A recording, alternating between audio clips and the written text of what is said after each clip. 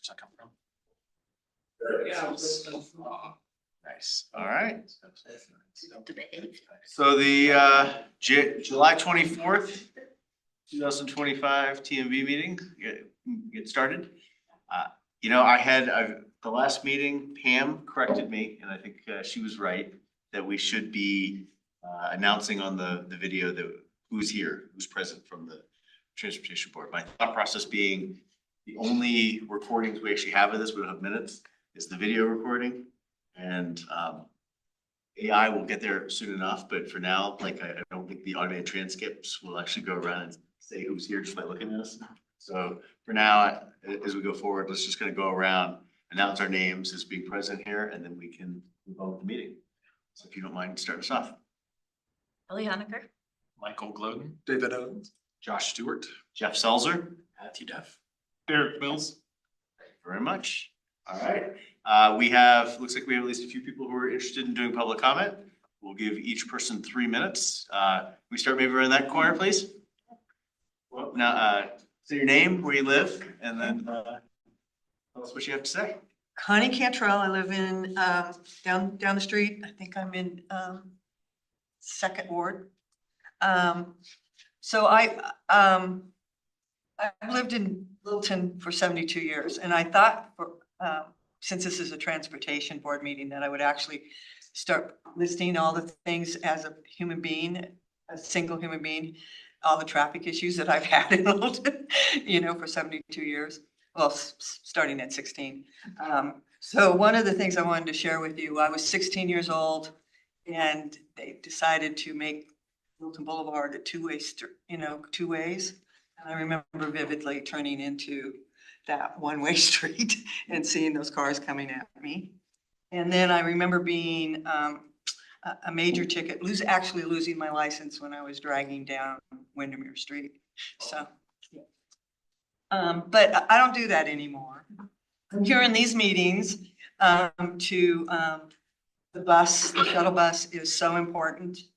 I know it's going to be a while before we get that shuttle bus. I spent the last week working with Omnibus, trying to get the Omnibus to come to Bradley House and pick up 5-6 people at the same time, each week, trying to set up the same sort of thing. And I've spent a lot of my time this week trying to make that happen.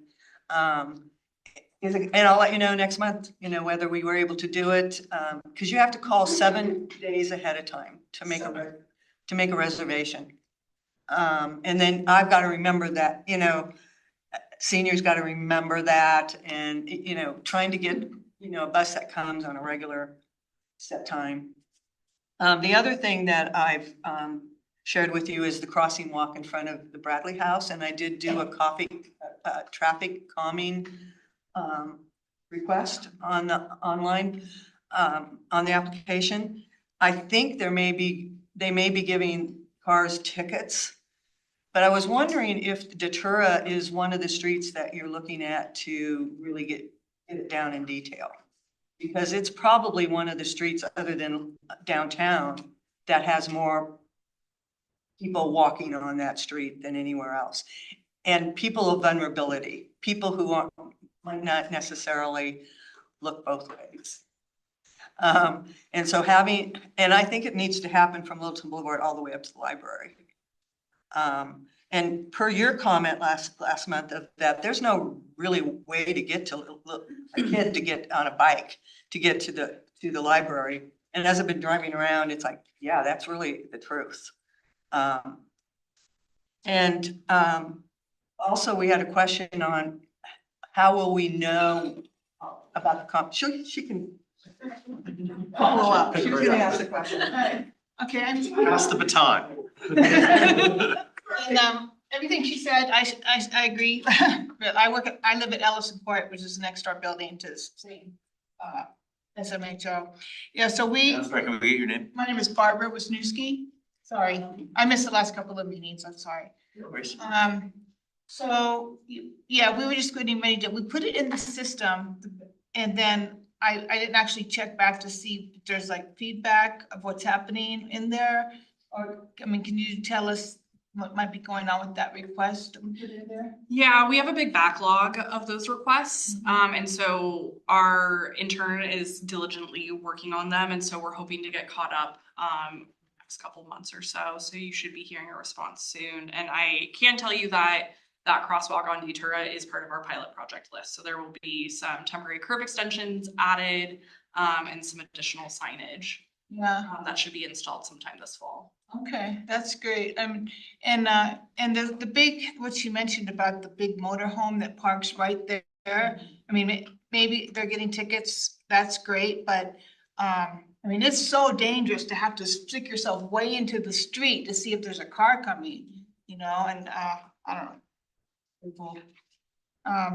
Well, I guess that's all. I just wanted to update myself on what's going on here. And I really support the stuff with the buses too, because I also don't drive, and King Supers and all that, whatever comes out of that, it's really that's important to me too.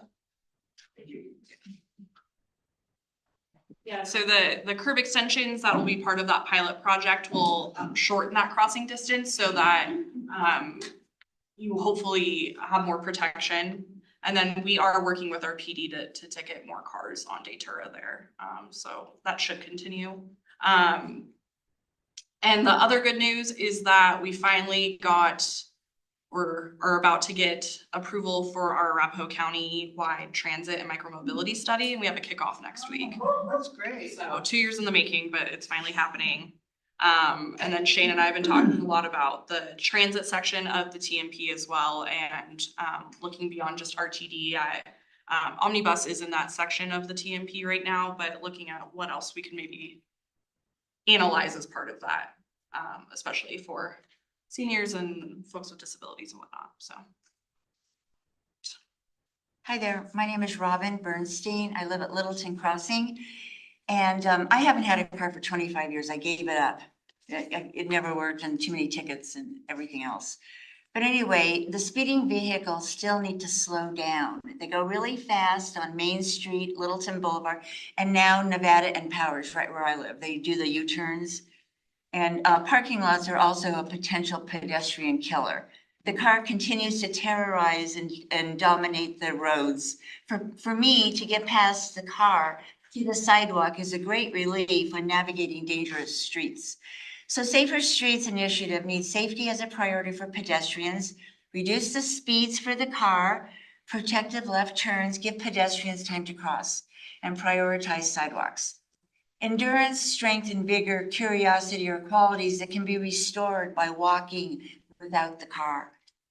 Walking to the RTD 0 or 66 or even the light rail are all avenues and options for social awareness beyond the car. Can the cops do more? Yes, they can. They can ticket these speeding vehicles with the distracted driving and everything else that they do. Mandatory class taught by a cop on dysfunctional driving and tools for awareness and anger on the road. So the shopping cart is really needed for Littleton to give all who need it more possibilities beyond the car, crossing dangerous intersections and parking lots and streets. That would be helpful. Then I wouldn't have to be so fearful dodging the car. Thank you.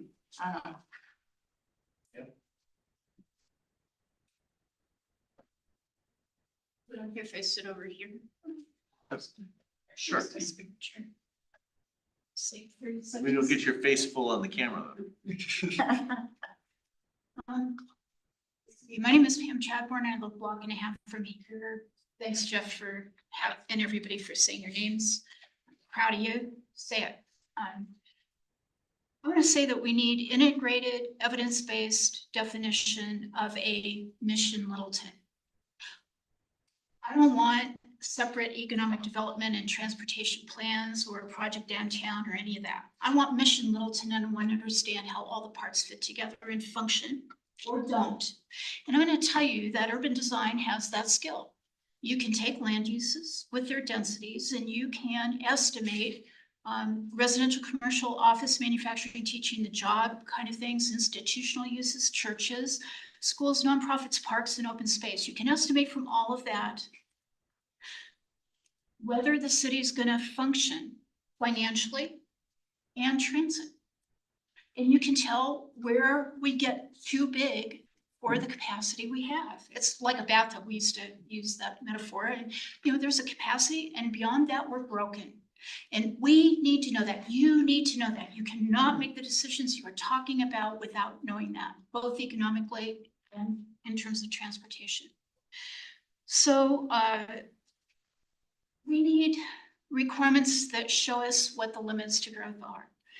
And I'm going to make a little pitch for Littleton Boulevard historical value, because that's supposed to be coming up as a sub-area plan. Wrong way to do it, but we need a circulator bus on Littleton Boulevard, preserving the historic character and the views.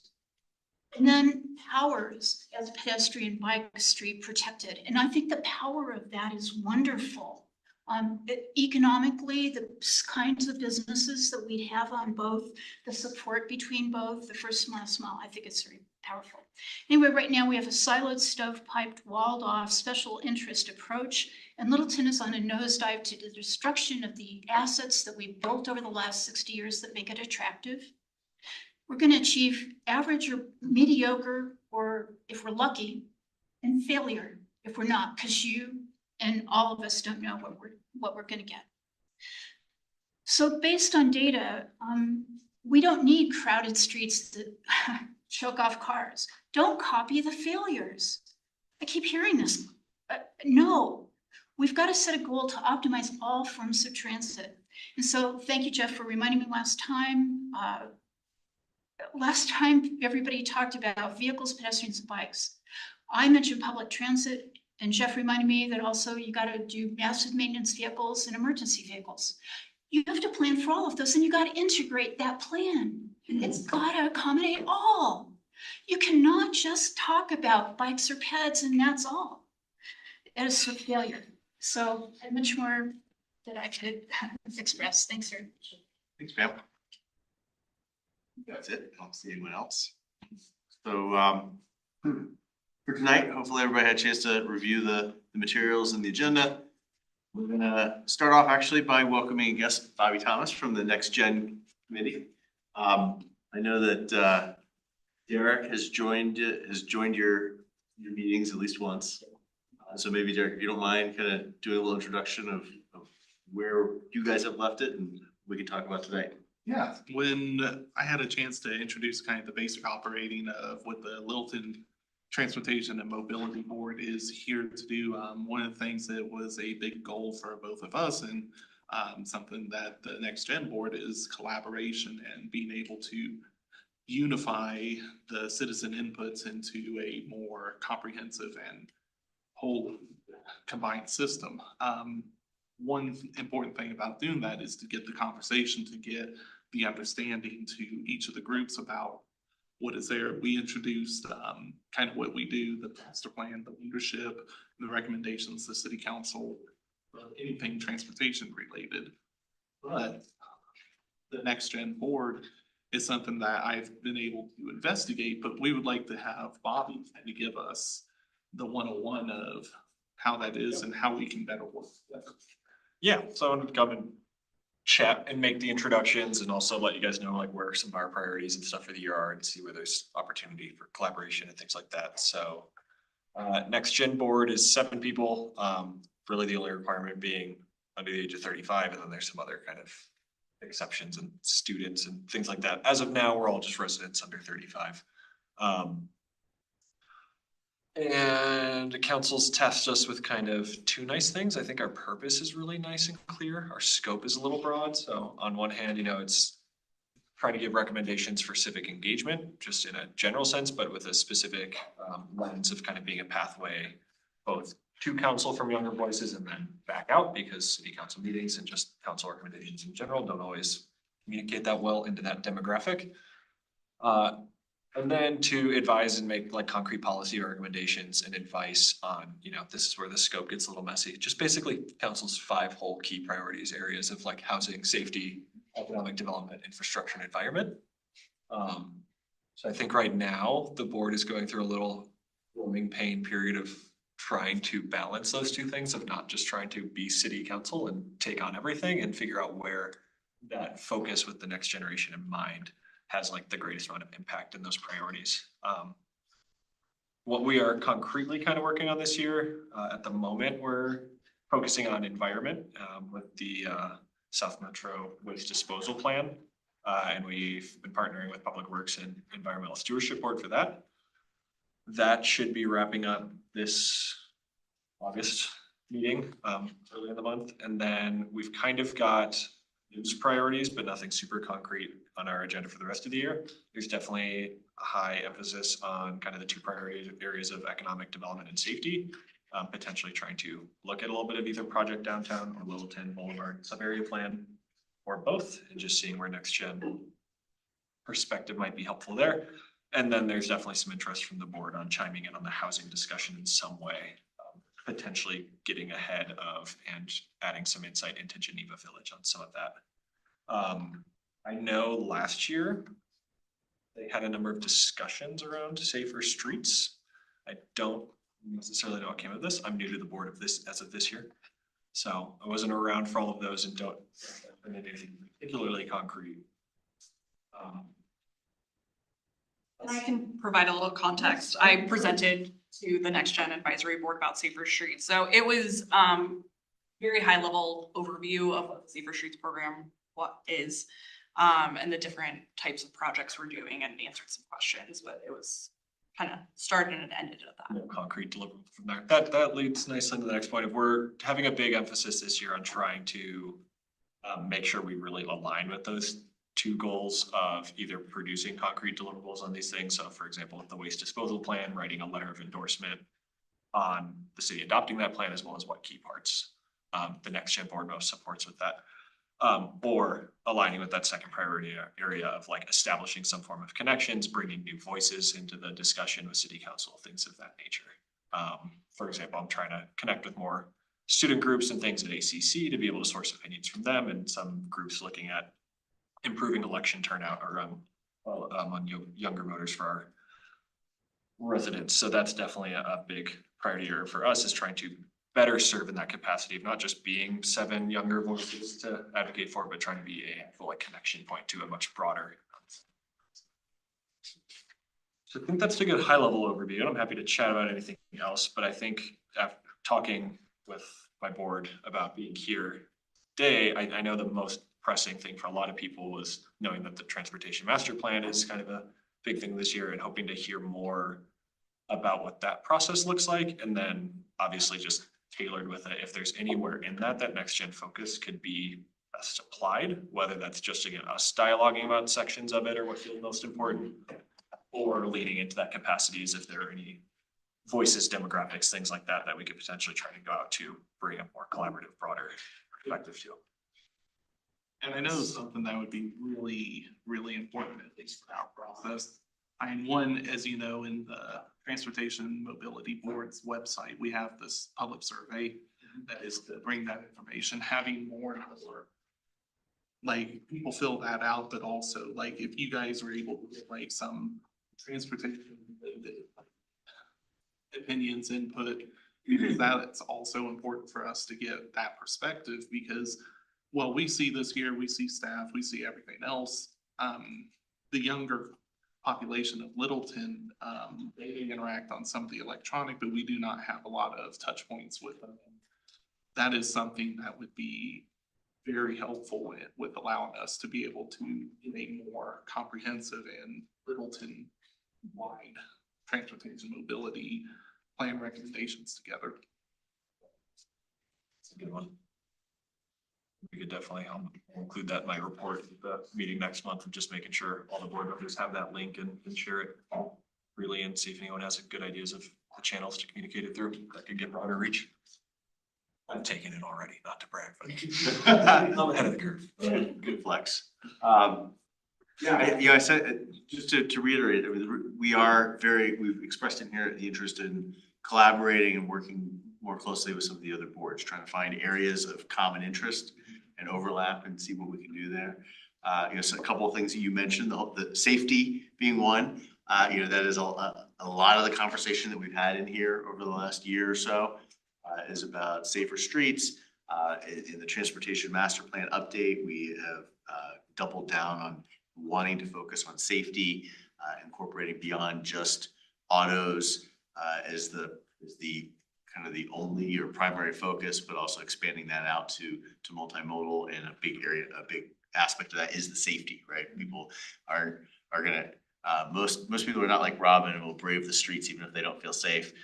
Most people are gonna wanna feel safe before they go out and brave the streets. So that's a big area for us. So if there's other top areas within that topic that you guys have hit upon or do hit upon as being important, we'd love to hear them. Perhaps they're things we've already talked about, but they might be things that we haven't discussed either.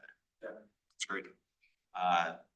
That gives us more ammunition or more bullets when we go to council and say, hey, here's what we want to do. And oh, by the way, the next gen guys are all behind us too.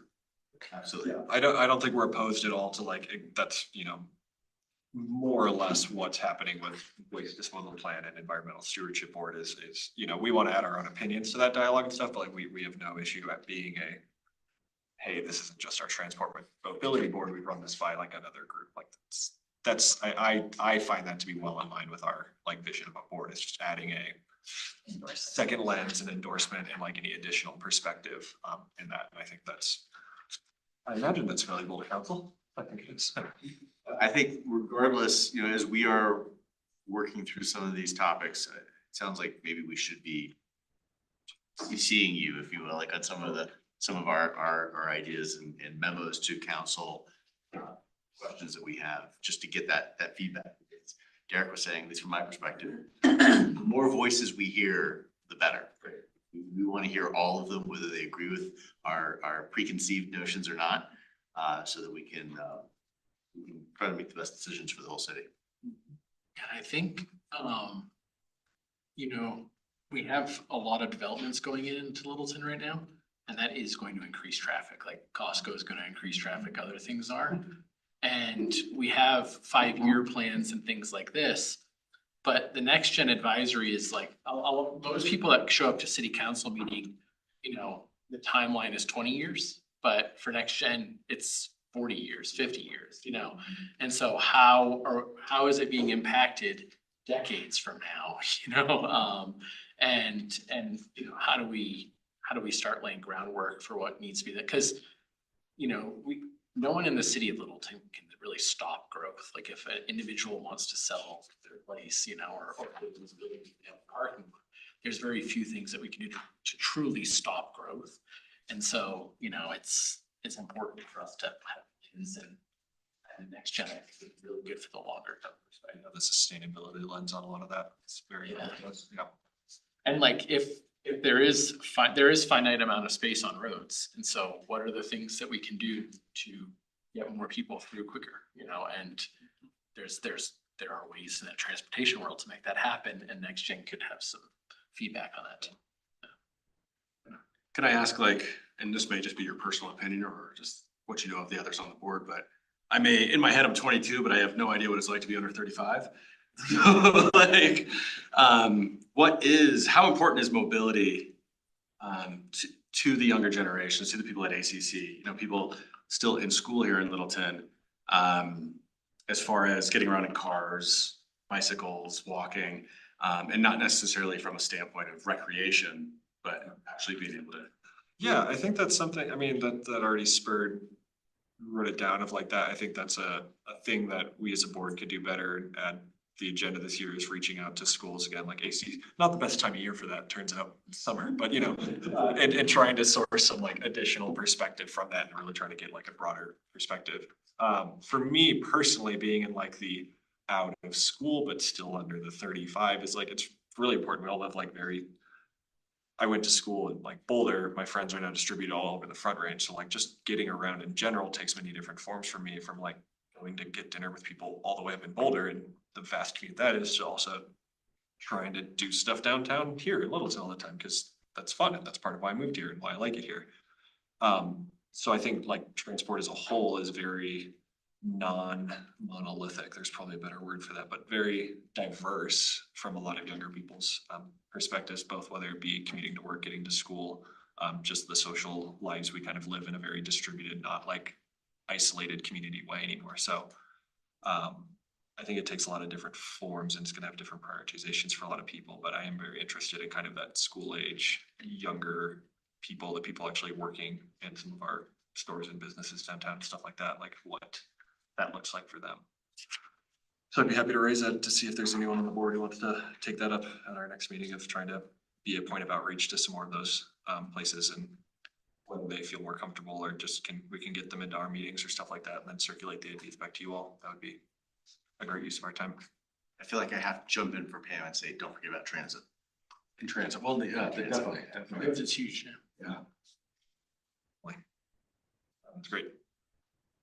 And yeah, Jeff, to your point, I think it would be good, especially just with the like overlap. I don't think Next Gen Board has overlap with every other city board, but there are certain ones where it's a lot more obvious. I think environmental stewardship and transferability are high. Trying to have somebody on either board or both boards keeping a little bit of better tabs on those groups and just being able to do what council does with their reports and stuff like that. Of like, hey, I watched somebody dedicated who's watching these meetings, knows what's going on, whatever, and being able to bring that up to our broader council would be a helpful point for good tabs on what's happening there. I think one, I'm just gonna throw out brainstorming, right? So thinking out loud with dangerous. One other way to maybe create better engagement there. We're trying to plan our meetings, our agendas kind of at least three to 6 months out. The closer in we are, the more definitive it is, but it's a little fuzzy. But perhaps as we're coming up with the next 3 to 6 months, sharing those with you.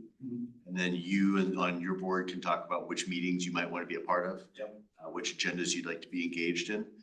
So that at the very least, education wise, kind of getting you guys up to speed on what we do. But also if there's particular areas that overlap with things you guys are trying to do in the near future, we can talk about either maybe doing a joint meeting or having more of your folks come here or more of our folks go to your meeting to try to double up on that. Yeah, that'd be great. I think at this point, feel free to me for the touch point on that and send anything my way, and I'll just keep that in my reports at our meeting. But I think that'd be great. I know there are a number of, there's like variety of interest on the board related to transport, but I know there are a number of people who are just very interested too, who I'd like to point that direction to keep better tabs and potentially being more involved here. So awesome, great. Can help it, the LPS. Yeah, we have the superintendent of LPS now postponed to November. So to talk about, obviously transportation related issues when it comes to schools. That'd be a good one. Okay, November. You're really good collaboration. At the end of this meeting, we'll talk about the next few meetings stuff. It's coming. You guys are farther out planning than we are. We're trying to get a few. It took us 6 years. I know, right? Yeah, some of your, Some grace with that. some of your pain points are felt here. I mean, we're both advisory boards, and Save, I think, gives touch of identity crisis to some extent. So, and also your note of wanting to be able to produce, tangible product, or, it's not necessarily the true definition, but that, yeah. And I know we felt that for quite some time as well. Oh, validating. Definitely feel your pain. Is there any other comments from our board or anything else you feel like you'd like to ask or contribute? No, I think that's, let me see. No, yes. Yeah, most people, let's see. This was a brief discussion point at our last meeting, just what any general voices that, any general points people wanted to air and send this way. Some of them related to what's already come up, so. Sustainability of what increased volume and traffic looks like as Littleton starts to grow or continues to grow was definitely one that people considered a high priority issue in the transport lens. And then the other one being, I know that especially related to the transportation master plan, just as we glanced through that briefly, of like making sure to not use existing numbers in terms of like what the use is to justify where investment of resources is going. And so very long-term next gen perspective of let's plan for what we think we'd all want Littleton to be, not how it currently is. So nice concrete things. There you go. Just do that. That's right. No, I think that's all I got. Okay. Anyone else on the board? I have a quick question. Is the waste transfer information up on your site? That is not. We are gonna put the letter up that we're drafting right now. During our next meeting, but a lot of that information is, I can send it if you want to distribute it. There's South Metro Waste Diversion. If you just Google that, there's a whole separate website dedicated to that. It has all the main information points on it. And then they just presented to the study session on Tuesday as well. So the recording of that has kind of the most up-to-date pressed ideas of that as well. And I can find the information and send it out to the board. That would be great. It's really cool, but the actual like studies in there get pretty in depth. They were digging through trash and everything. It's really interesting. And there's a lot of stuff transport related on a single hauler versus multi-hauler. Short congestion on the streets, that type of stuff. So here we go. You're reading my mind. There's an overlap there. We get them 4 days a week. So I can speak as an engineer, a lot of that is designed and planned for public infrastructure and a majority of private infrastructure. If you ever see like concrete pads in front of dumpsters, that's all specifically identifying routes and everything else. Yeah. Yeah, it's an interesting plan. It's cool though. We're looking into it. There's a lot of thought that's put into a lot of things that none of us ever think about. Somebody's thinking about it. Sometimes you go. Well, with that, actually, one of your other upcoming priorities, economic development, we're going to shift to that as could have been a good transition. Want to thank Lori and Rachel for joining us tonight. I don't know if you don't mind maybe introducing yourselves, and then we can go a little further. But overall, just to set the stage, we are trying to, we've talked about trying to explore the different areas of the city, trying to understand, much like the next gen, where's overlap, where do we need to be engaging, where can we get good feedback on the things that we're doing. One of the areas that obviously transportation plays a big role in is the economy of our city, getting around and getting people around so they can engage in commerce. So we are fortunate enough to have these two ladies come and join us tonight.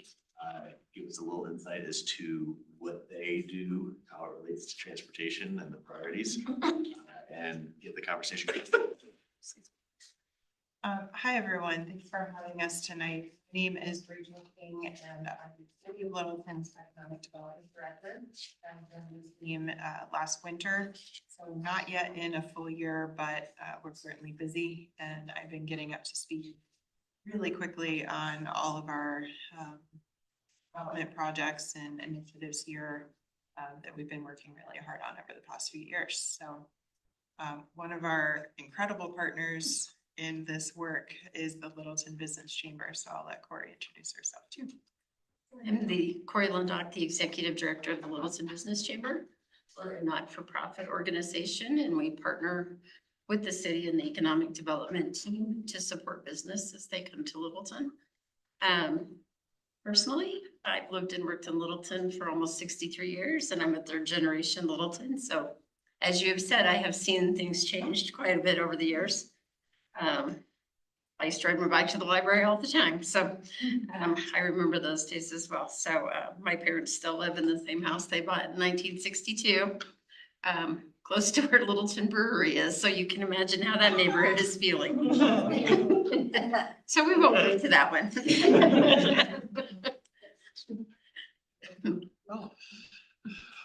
So I guess what we have on the screen. So it was interesting when, first of all, I didn't know y'all existed. So shame on me until you reached out. So glad you found us. Yeah. The chamber was actually founded in 2017. I went on the board in 2020. And then through some ARPA grants and some nonprofit grants, we were able to hire a director. I ended up applying for that position. And so I've been the director for 2.5 years. So when you reached out and said, what does business think about transportation? I had no idea. None. We've never talked about it. I hear, comments on parking and the normal, but I had no idea. So ChatGPT and I created a survey. And we decided to put it out to the members. So we sent it out to over 200 business owners. We had 53 respond. And this is what we came back with. Kind of surprised, you know, we have over 352 in the chamber that the emails went out to a lot, or like 3 or 4 to each business. I was kind of guesstimating about 200 businesses in the email list. But really, I wanted to gather feedback, not only for you, but for me as well, so I could answer some of these questions. So I just kind of highlighted that some of the results, and I know you all have seen or had copies. I see that you have copies over there. These were the kind of businesses we looked at. Obviously, the ones that responded were office and professional, followed by retail and restaurants. That is a lot of what we work with, restaurants and the retail. Second one, number of employees, obviously, they're all small businesses. Those are 5 or less employees. And the next So one. can I ask a quick question? I apologize for Yeah, jumping that's in. fine. I gotta be honest, I have no idea how many companies in Littleton have over 100 employees. I see the over 100. Like, is it, Yeah. do we have a lot? There's, I would say 20, 15, 20. Okay. Probably more than. I mean, you would be surprised at some of them. I mean, you've got the hospital, RNDC has 400. That goes to hers, Dish. I mean, there are. Yes. Yeah, I would have guessed 5 to 10. I didn't realize it was that many. Okay. We mostly work with the small business. We don't have a lot of large business owners. McDonald Automotive has 700 members. They're one of our members.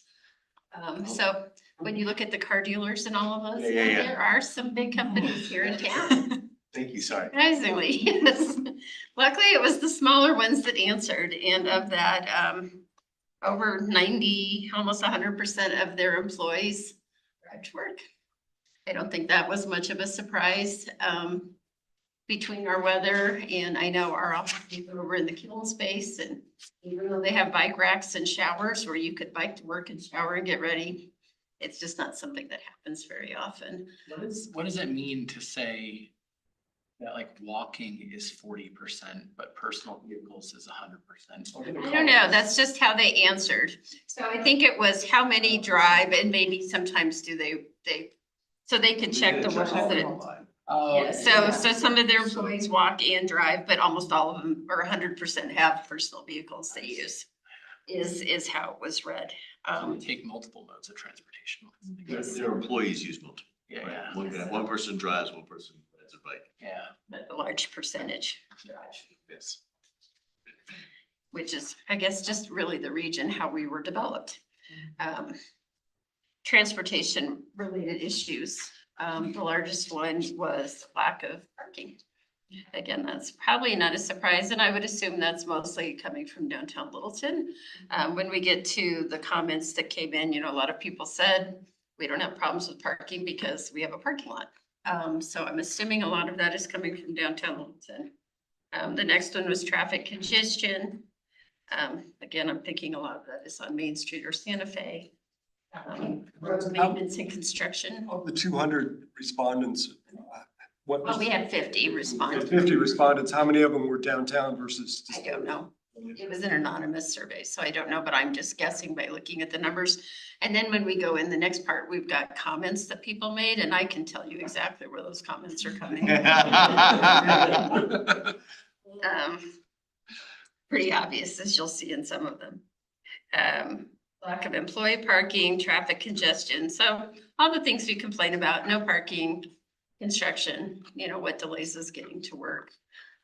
Pretty much is what all the businesses are seeing as well, but mostly the lack of customer parking is the number one concern. And then the last one, again, kind of repeated itself. Or no, that was the, sorry, I flipped it over the wrong way. Sorry. So question six was how describe these issues impact your operations.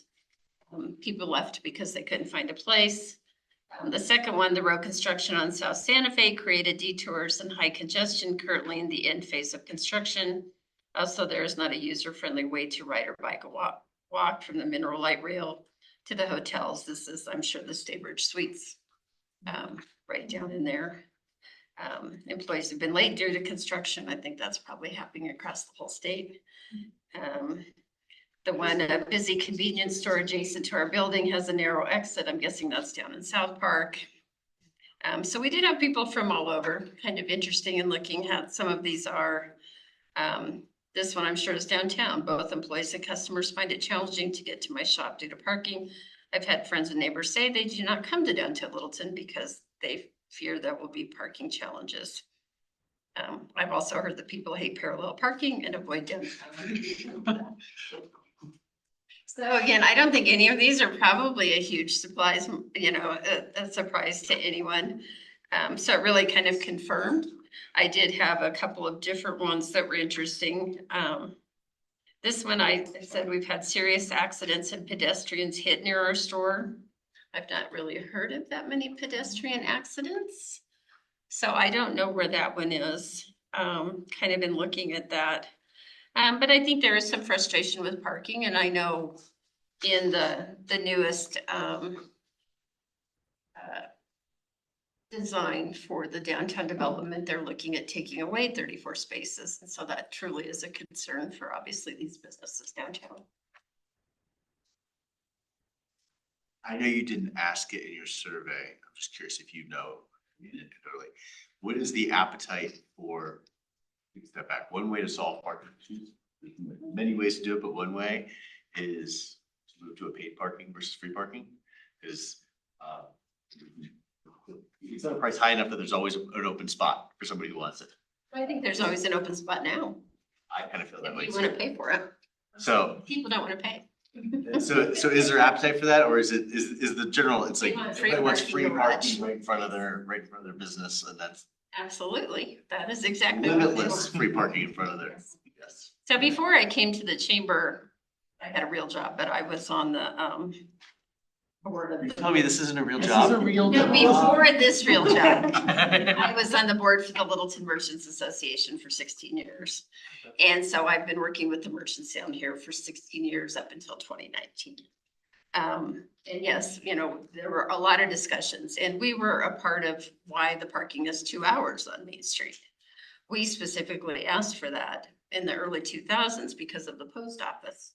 If it was 4 hours, people at the post office would park on Main Street, and then during their lunch break, they would move it.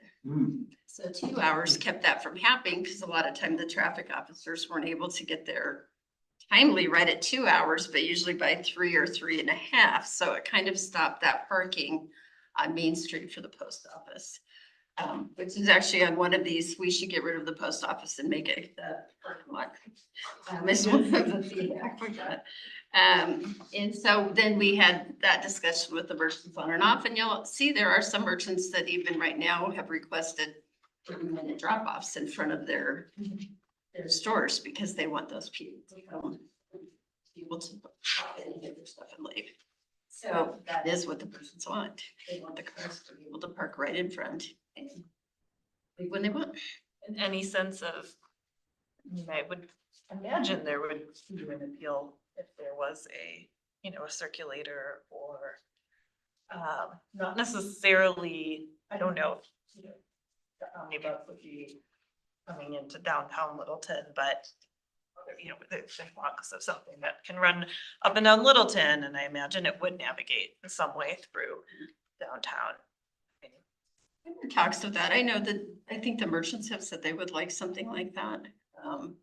Anything, I don't think the merchants, and we'll get to that here in a minute, is that their customers, they don't want them riding bikes, because if they're riding bikes, they can't carry home their things.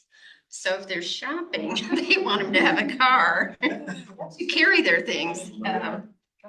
So, bikes can be hazardous. And then when it comes to obviously drinking, it is not good to drink or bike to a brewery. But some people feel it's safer to bike. I don't know what the answer to that is either. People will tell you it's not good to do either. Better than driving a car. Better than driving a car, but yeah. I don't know about that. I'm gonna stay neutral on that one. I'm neutral a lot right now with the election coming. So it is just interesting hearing all the feedback. It is funny to hear. And I do think a a lot of our customers are old, like me. And I have never been able to ride a bike, and I'm not gonna start now because I would probably hurt myself. And if it's snowing or 100 degrees, I wouldn't be in a bike either. So I think to expect that we're all going to go to bicycles is not gonna happen with the population we have. Yeah, I don't think anyone's expecting that, yeah. Maybe I can follow up with a quick question. Because we do have a segment of an aged population, accessibility design and making sure that a lot of this infrastructure is conducive to people who have mobility challenges might be another focus that might be able to help serve a lot of the citizens too. I don't think us old people definitely have mobility issues, we just live in cars. That's what we grew up with. You know, at 16, I think it's interesting, we have the young professionals group.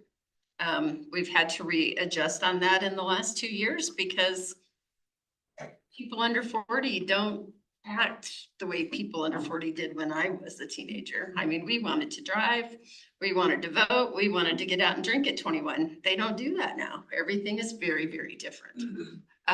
So as we're learning, but this generation, we like to drive. We like to be independent, and we like to go when we can. And that's just kind of how it is. My parents are, well, I wouldn't tell you, my father-in-law is 89 and my dad is 85, and they both just got their new driver's license. They're not gonna be walking anywhere soon. So I was kind of surprised they both got them, but they even had to do the written test and passed. And I don't know that I could have passed the written test, so good for them. So anyways, that's kind of my little part of what I hear from the people my age. You know, they're not gonna give up their bikes or their cars. I will add too, that's not something that is unique to Littleton either, just in my experience with other communities, and I'm sure yours as well, but in my work in other communities here in Colorado, that's a very high priority item for businesses coming in. It's on the top 3 for them in terms of whether or not it'll be a good fit is the parking. I've been in other communities, other neighborhoods. There's wonderful, plentiful, structured parking 4 blocks away. And, you know, it's not satisfactory, right? It needs to be right up to that front door so that they can go load up all of their heavy liquor bottles at the liquor store and then carry them right to their car. And you know, they don't have to walk 4 blocks to the parking garage, right? So there's a balance there, and there's always a negotiation around that when we're speaking with businesses coming in. But that's always the talking point. Interesting mindset. I would like to understand more about those comments because like I go to downtown Littleton 3 to 5 times a week, various times a day. And the furthest I've ever parked away is still closer than me going to get milk at Costco. So I just don't, there's gotta be a mental block there. I think that's that last comment of like, there's a street full of empty parking. Yeah, And they're yeah. still saying there's no parking. Do people really feel like they need to park directly in front of the store and not around the corner? Like and so. Pretty much. Well, when you compare that shopping experience with a mall, for example, right? It's 2 miles. You're walking miles. Yeah, I in that mall. took a map of Home Depot over on Bellevue and I superimposed it on Main Street. The parking lot in Home Depot covers the entirety of that street. But no one would bat an eye to go there, walk a couple times back and forth in the store, walk back.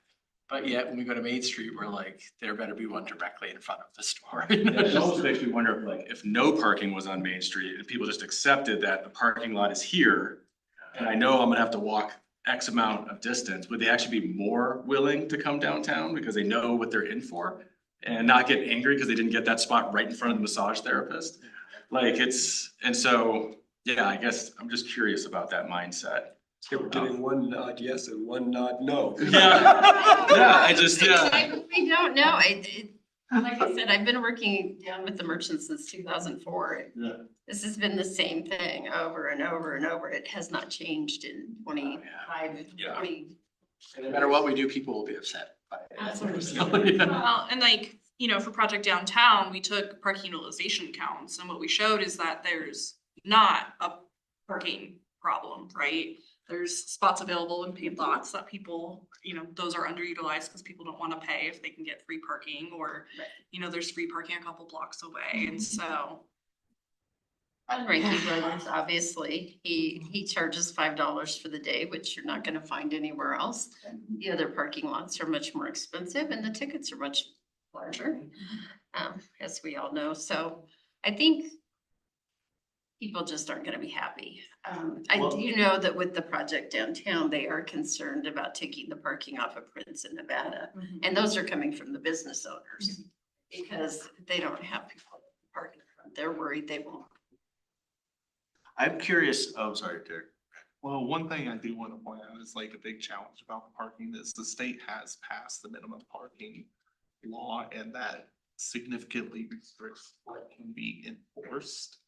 And that means that a lot of businesses and anybody that's like rebuilding, new construction, all that, it's gonna be a choice, not something that is a requirement what type of parking they provide. But one thing that will happen is that some of those businesses or construction may be coming in and they rely on some of this existing parking to be their parking at the expense of their construction project. And has that been, how has that been discussed, or like, is there any feedback or anything that the business community has got thoughts on, anything like that? That one, I don't. Like I said, this is the first time I've ever even reached out to the businesses about transportation and that kind of thing. So this was kind of a new thing. I was happy this many people responded and it was kind of interesting to see the responses. So Yeah, it's valuable. again, this is the first time we've done this, so, and I wasn't really sure what to ask. Yeah. So this was kind of a rough start. So that would obviously be something we could ask. But I don't have an answer for you necessarily. I know, for example, with the water project that just went through downtown Littleton, the merchants were very good about, Carl gave the water department full use of his lot to park all of their equipment. I think Ranky Brothers gave them full use, did not charge them for any of that. I think the businesses are very supportive of developments going in. I do know, and this is a totally different issue, that the businesses themselves are concerned with the project downtown because not only the traffic, but the construction, after watching what happened with 16th Street Mall. The second project is if the city puts 10, 20, $30 million into downtown Littleton, you can guess that the property owners will increase their rents and the businesses are afraid they won't be able to stay. Certainly, yeah. So there's a lot of issues going on with project downtown that isn't just transportation. Landlords love it, the tenants don't love it. Exactly. One, because it will, if the construction's in front of them and it does take a year, it will slow their business. And then two, they may not be able to afford it. So a lot of different things coming from the business community in downtown Littleton. And we work within the whole city. I don't hear that much from downtown as much as probably the Downtown Development Authority does or the Merchants Association. But, this is just what I have heard from the members that I work with downtown. I'm so glad you brought that up because we're focusing on downtown, but when I actually first saw the survey, because I saw the parking stuff, I was like, that must be the downtown guys, because I can't imagine businesses on Broadway. Or County Line, are it's a complaining sea of about parking. right? So I'm curious about. Wilson Boulevard is having its own parking issues right now. So I'm curious, what are the issues that even if it's just anecdotally, like Broadway, for example? Like, what do you hear from the businesses on Broadway, just in general, but obviously transportation related would be. I think McDonald Automotive, they just got a new island put in. Obviously, they would like to see it wider. That won't happen. We'd like to see Broadway be wider, like more Broadway lanes or? corridor. Okay. I think there's been talk about that with the Broadway corridor down to County Line. Different discussions where it narrows right through there. I haven't heard from Full Ride along the Broadway. We do more work down in South Park. That shopping center down at Mineral and Broadway, both of them obviously are under new different development. And one's got different owners, but they obviously have enough parking going on in those lots. So they're doing pretty well. The Mineral project obviously is interesting. And one thing that I find interesting in my years of being here for so long is when CenturyLink and those businesses went in, and Mineral was built. It was built for 3,000 parking spaces at CenturyLink, and that road was built to have 3,000 cars on it.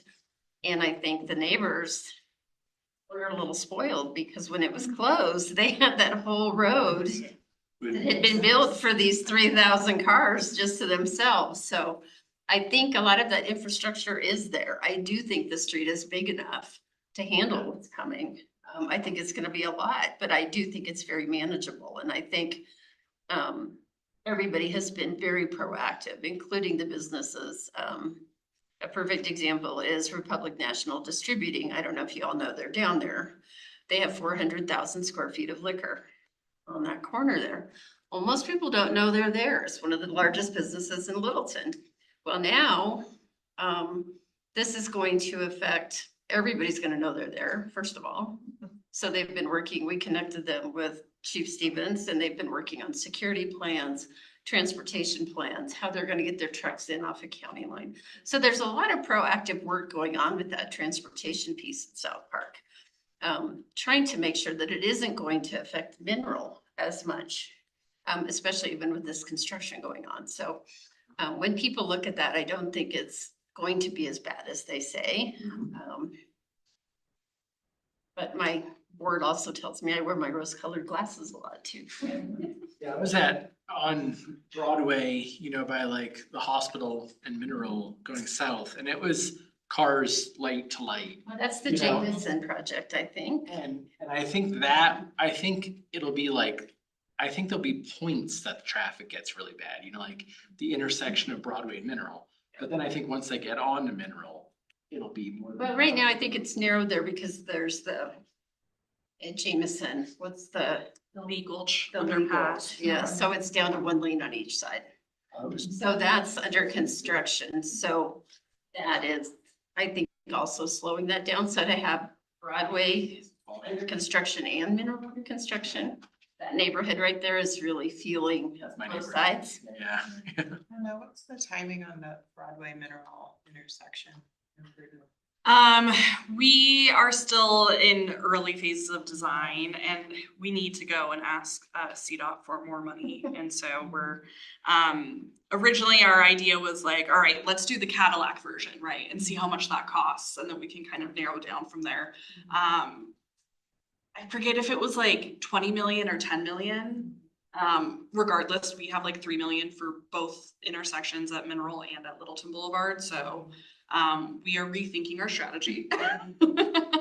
A lot of that was due to the Cadillac version being what would the full build out of the Broadway corridor study cross section be, you know, up an intersection in either direction. And so a lot of that requires right-of-way acquisition, which just gets so expensive so fast. So we're scaling down, and we had a meeting today actually, and so more information should be coming out this fall with public engagement on that project and hoping to talk with CDOT. But construction at this point will likely be 27.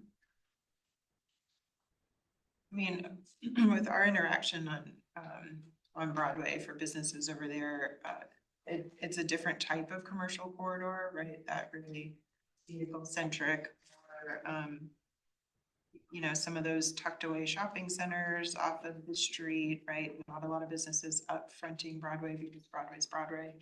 It doesn't beg for those businesses to be right there, but there are businesses cropping up. Manning's, you know, Steakhouse, a couple of retail and food and beverage tenants that they're recruiting for Littleton Village, the expansion for the hospital, et cetera, that's developing a lot more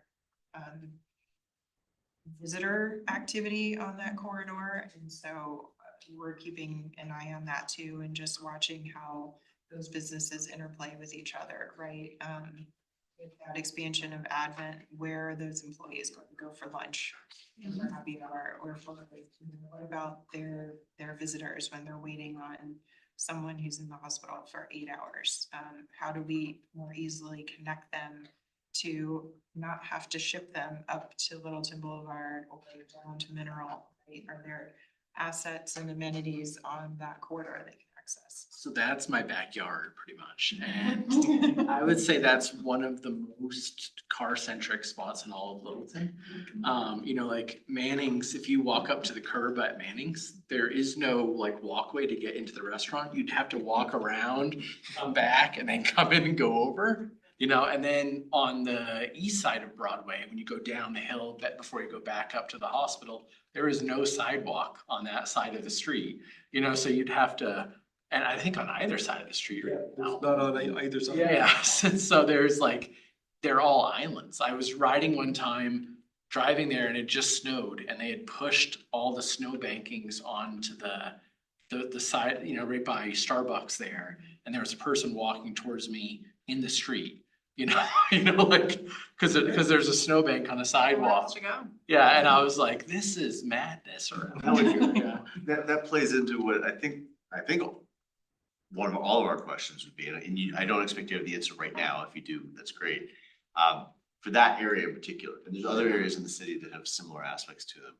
It'd be interesting to know how the business owners feel about the idea of trying to make it more walking, pedestrian accessible, more bike accessible, not being so heavily reliant on just automobiles getting customers there in a way. I'd love for Cora to answer this question in her own way, but my professional take and experience is that the business owners want all of the options for their customers. Yes. All the above.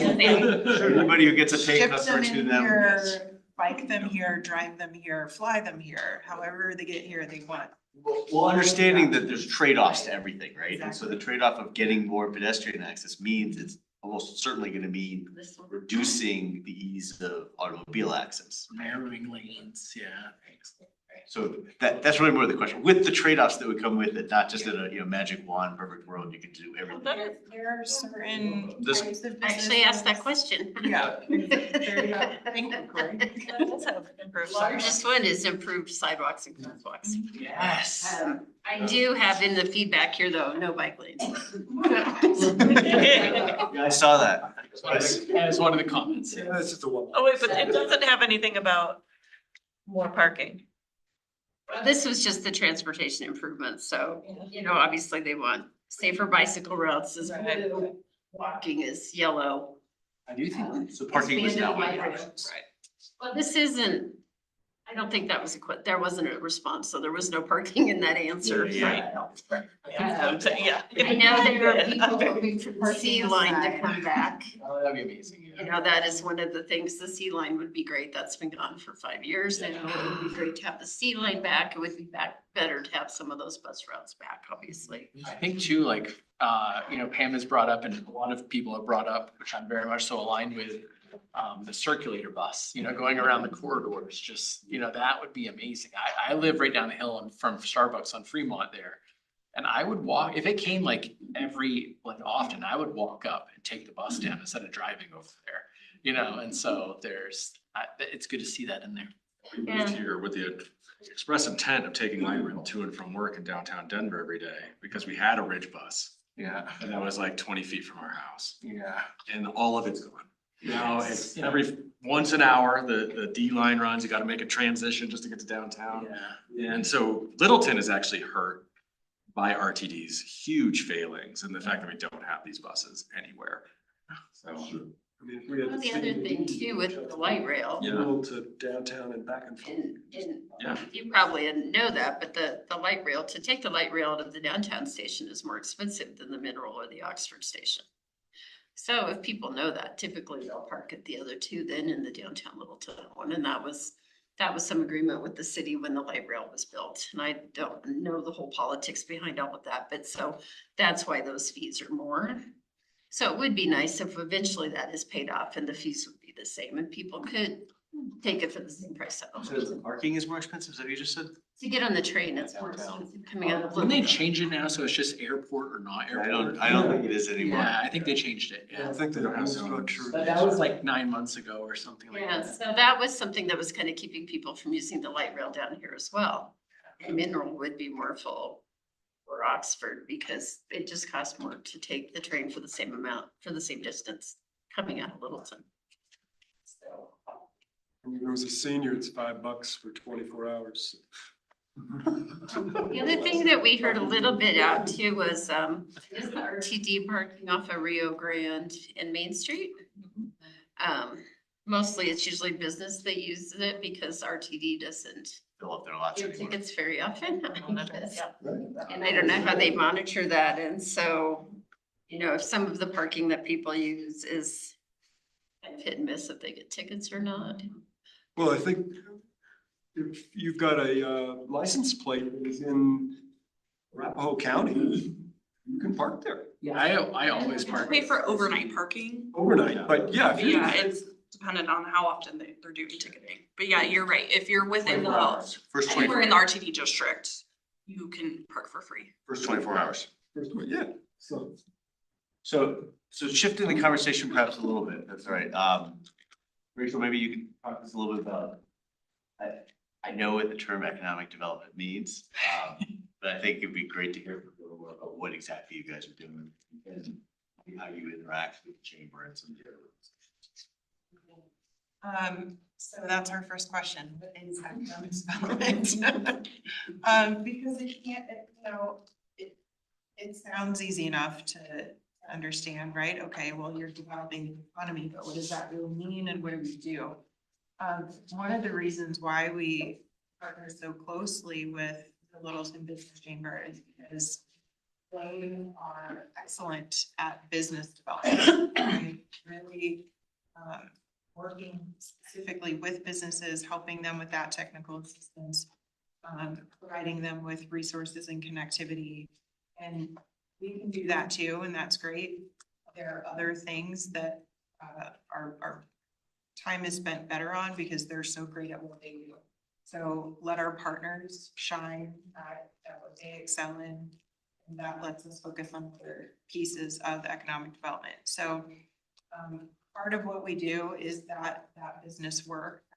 But in our industry, we refer to attraction, retention, and expansion activities.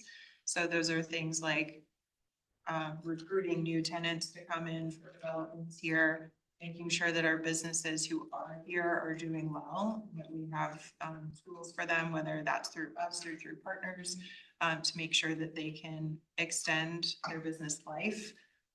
And then help businesses who are doing so well that they want to expand either into Littleton or if they're already a Littleton business, expand here in Littleton as well. So that's a key piece of the work. Related to that is that small business programming and support. So grant programs, for example, that can help businesses partially fund improvements for their exterior. For example, that's our revitalization incentive grant program. Business awareness and marketing. We are an advocate and a liaison for development activity here in Littleton. With that comes our work on incentives. So being able to provide reasonable and measurable incentives for developments coming in that will, we have a formula essentially that we work on to make sure that what they're pumping into the community in terms of tax revenue far exceeds that in which we are providing back. We're actually governed on that by the state. There's a regulation that requires there be a public benefit to any incentives that are provided to developers or to businesses. And so that's something we have to adhere to really, really closely. And of course, those regional partnerships. Some of what we don't do, we're not a broker, right? So we can't, unfortunately, we can point a business in a certain direction and give them some feedback on that, but we can't serve in that role for them. As of now, we don't have any lending products available to businesses either.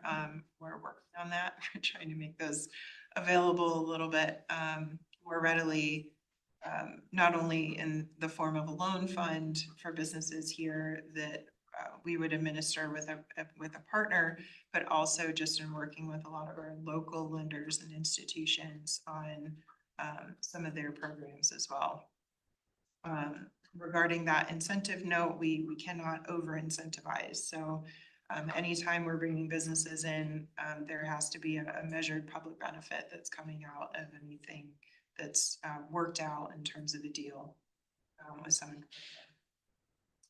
We also do not take care of workforce programming, but we partner quite a bit with our the folks over at ED Works.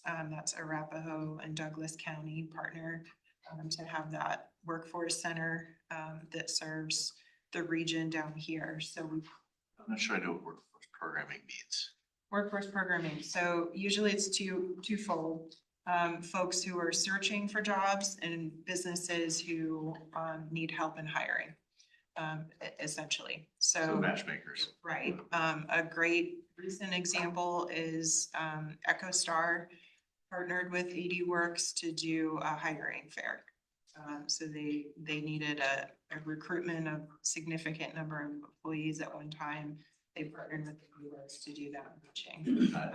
Tinder for employment. All right, moving on.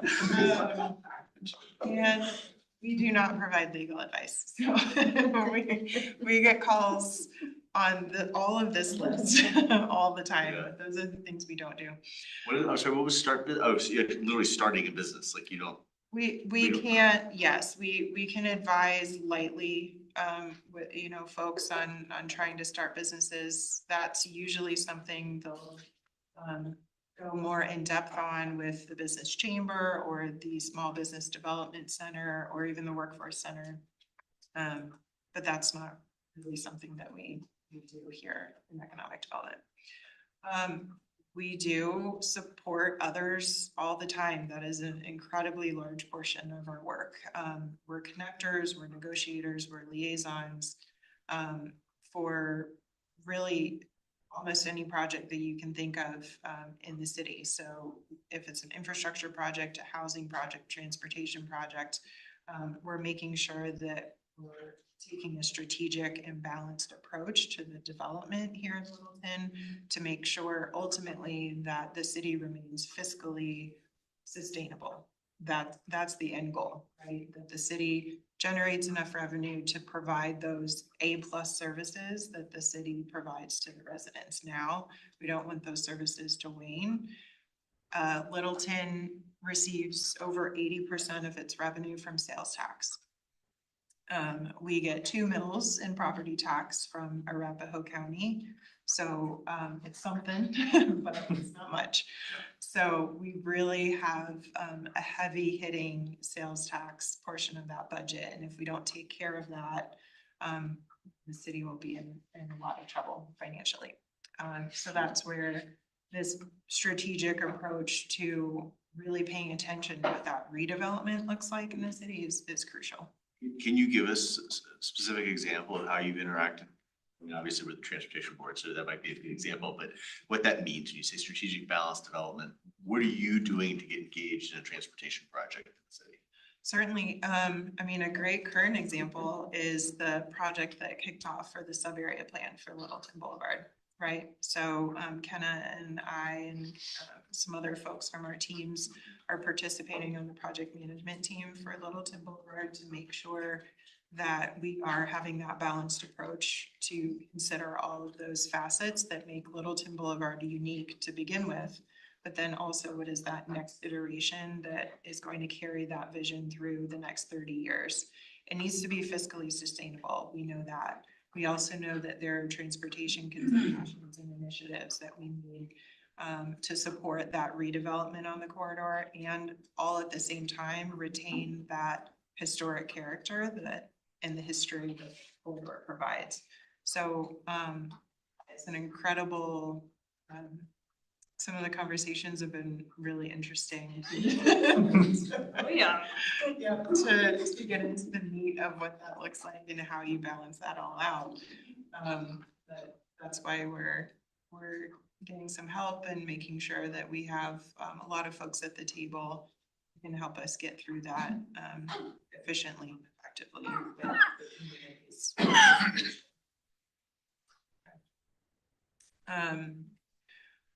Similar to that note, right, long-range financial planning. So as we're looking at, for example, our capital improvement projects, our CAP in that budget, what does it look like 30 years from now? I know 30 years from now in a budget exercise is nebulous at best. It's incredibly fuzzy at that age, but it's still pretty crucial to figure out, you know, do the pipes under Main Street have to get replaced in 50 years, you know?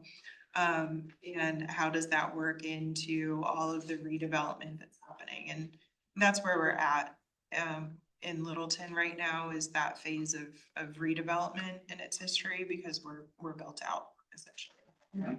So we're looking at infill at best, you know, mostly redevelopment opportunities at this point. And each of those opportunities is pretty crucial because we're kind of revenue vice of that sales tax.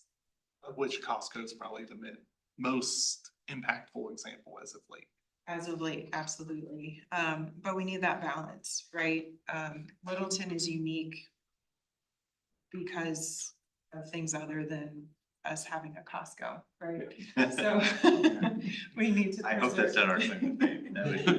We need to preserve those things that make it incredible and special and attract folks, you know, young folks to move down here and attract folks to stay here when they age out of their primary home, right? So all of those come together, and we're doing what we can to make sure that we're in all of those conversations to push that in the right direction. Similar note, we partner a lot with our communications department on tourism initiatives, and we partner with other community organizations on that as well. Things like the Arts and Culture Board, the Littleton Merchants Association, a number of other folks to make sure that, I mean, everyone knows Littleton is a special place and an amazing place to live, but also to visit. And then how do we increase that satisfaction in your visitor experience? And at the same time, how do we not overwhelm the city and the residents and the businesses with that tourism attraction and those visitors? So that's a fun balance to work on as well. But Littleton's had a history of events, and that's always made it unique. Is that mostly tourism from like surrounding cities? I just don't think about Littleton as a destination for people flying in from other parts of the country. Maybe that's just me. Sure. We find mostly it's you have a connection here, right? So even if you are flying in, you are maybe coming here for a wedding, or maybe somebody lives here or something like that. There are criteria. Yeah. That's exactly the next piece is some of those events are national and are growing on that national scale. So I would say if folks are flying in directly into Littleton without another connection, it's usually for criteria. There's a gosh, I'm blanking on the Arts and Culture. Western Welcome Week? No, not that one. Yes. Oh, Yeah, it's the Friends multi-day. of the library. Yes, yeah. And I can tell you, we work with the hotels down at County Line on Broadway or Santa Fe. And there was just a big softball tournament, a women's softball tournament from college, went from Fort Collins down to Pueblo. They sell out every year, all those hotel rooms down there. They also do a lot of hockey tournaments with South Suburban. So the hotels down there, I believe the Staybridge Suites right now alone is giving $700,000 a year to the city in lodging tax. Wow. And their occupancy rate is about 89% full at all time, with for tournaments and weddings and things. So we need to thank the hotels more. Yeah. When we were In that building, respect. when we were building our house, we stayed there for a week or two and there was tons of like baseball teams and softball teams coming in while we were staying there. I had no idea. It's a big destination for them. One question I have is like for something like the Littleton Boulevard study. It seemed, and specifically about like the transportation and the business side of it. I feel like there's a push and pull between placemaking and car-centric development. Like the more you make it car-centric, the less plus placemaking, it tends to be the pattern. And so how do you all balance, any of you three, because you're all part of this, but how do you balance the like business viability of it while also making it accessible for all modes of transportation, while also doing placemaking, which I think that's the kind of places like people want to go. And like we drive to Fort Collins to go to some of their little developments that are really nice, all the way from down here. But we park 5 or 6 blocks away and we know that when we drive up, so how do you all balance that? I'll go back to what I was saying before about, do they want parking? Do they want people to be able to bike there, right? They want all of it. And they want that incredible place that folks drive down the street, see the boulevard and say, wow, this is amazing. I have to stop. I have to walk around. I have to linger. Yeah. The longer you linger, the more money you spend, right? And the more chance there is to stumble into a store that you didn't know was there before. So they want that place to draw people in. They want people to be able to get there, however they're getting there. It's usually by car now. But then they want that neighborhood activation for folks living in the area to be able to get there. They want that parking lot in the back. Yeah. It's right behind the back door. That's not possible. Yeah, okay. It's conflicting. 75% of the cases, but I think for Littleton Boulevard in particular, truly, I don't think I'm wearing my rose-colored glasses when I say this, but maybe I am, because I've seen it in other communities and other neighborhoods. When you're that thoughtful about the growth and the redevelopment and the partners that you choose to incentivize for development, they can make that happen. Yeah, we went up to Boulder recently for dinner because we had some people from out of town and they were like, we want to go to Avanti, food hall. And like, we knew that we were gonna have to go and find a parking garage and park in it, and people coming from all over the Denver area. And it could be nice to see something like that with Littleton Boulevard of like an attraction, that brings people in. And we figure out the parking spots, the few parking places that get, so there's always the feeling of parking. I think of one of our favorite places is Manitou Springs. Oh, yes. And we know we're gonna pay for parking. We know exactly where the lot's gonna be. And because they have this great lot system, we're there for 3 or 4 hours. You talk about lingering, like it's the spots in front of the stores that are actually the detriment to that town. Yeah. It's these giant parking lots that we drop $5 and we spend 5 hours. And so I could see Littleton, it's not quite a Manitou, but it's like, we don't have a lot of areas like this in Denver, Colorado. Like it's something special downtown.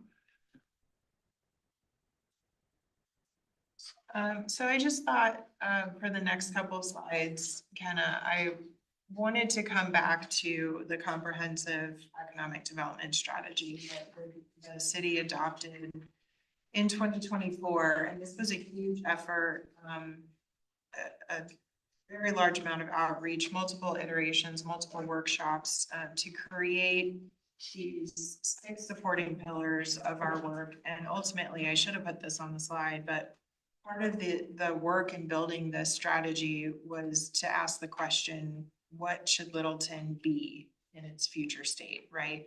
And the answer to that question, as going through the workshops and those exercises, was that the community really wanted to see Littleton be a creative, cutting edge small town, right? So these are the 6 pillars that were created under that strategy to support that vision.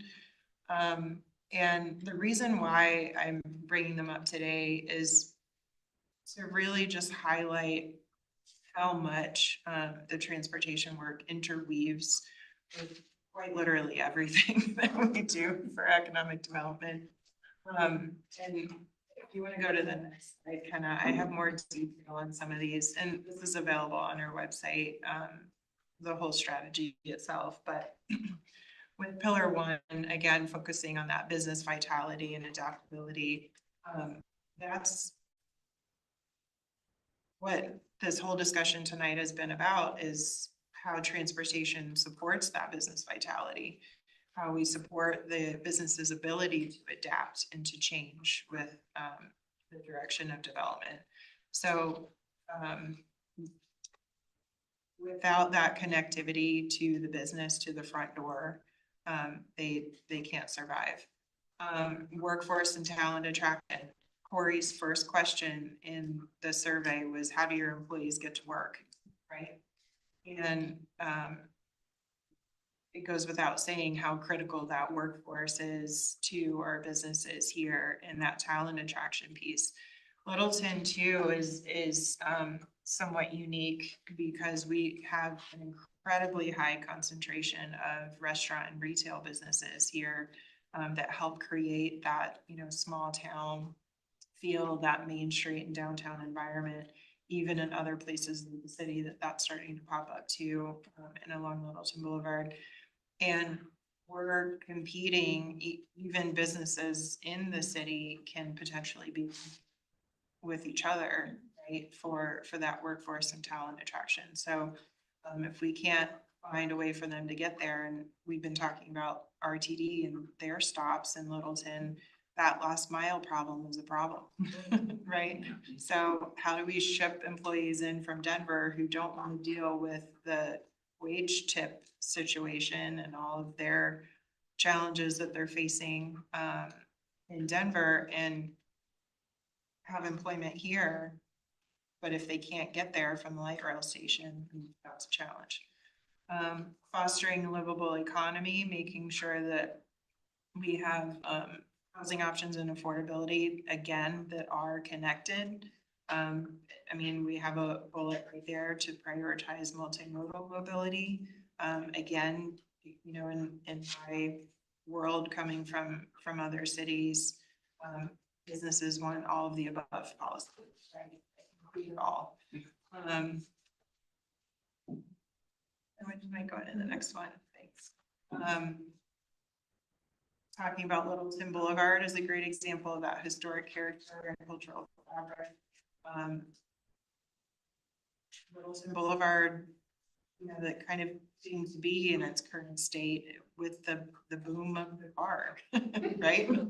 So I think that's gonna be one of our biggest questions on the sub-area plan, is what is a historic character? Right. Meaning for Littleton Boulevard. Back in.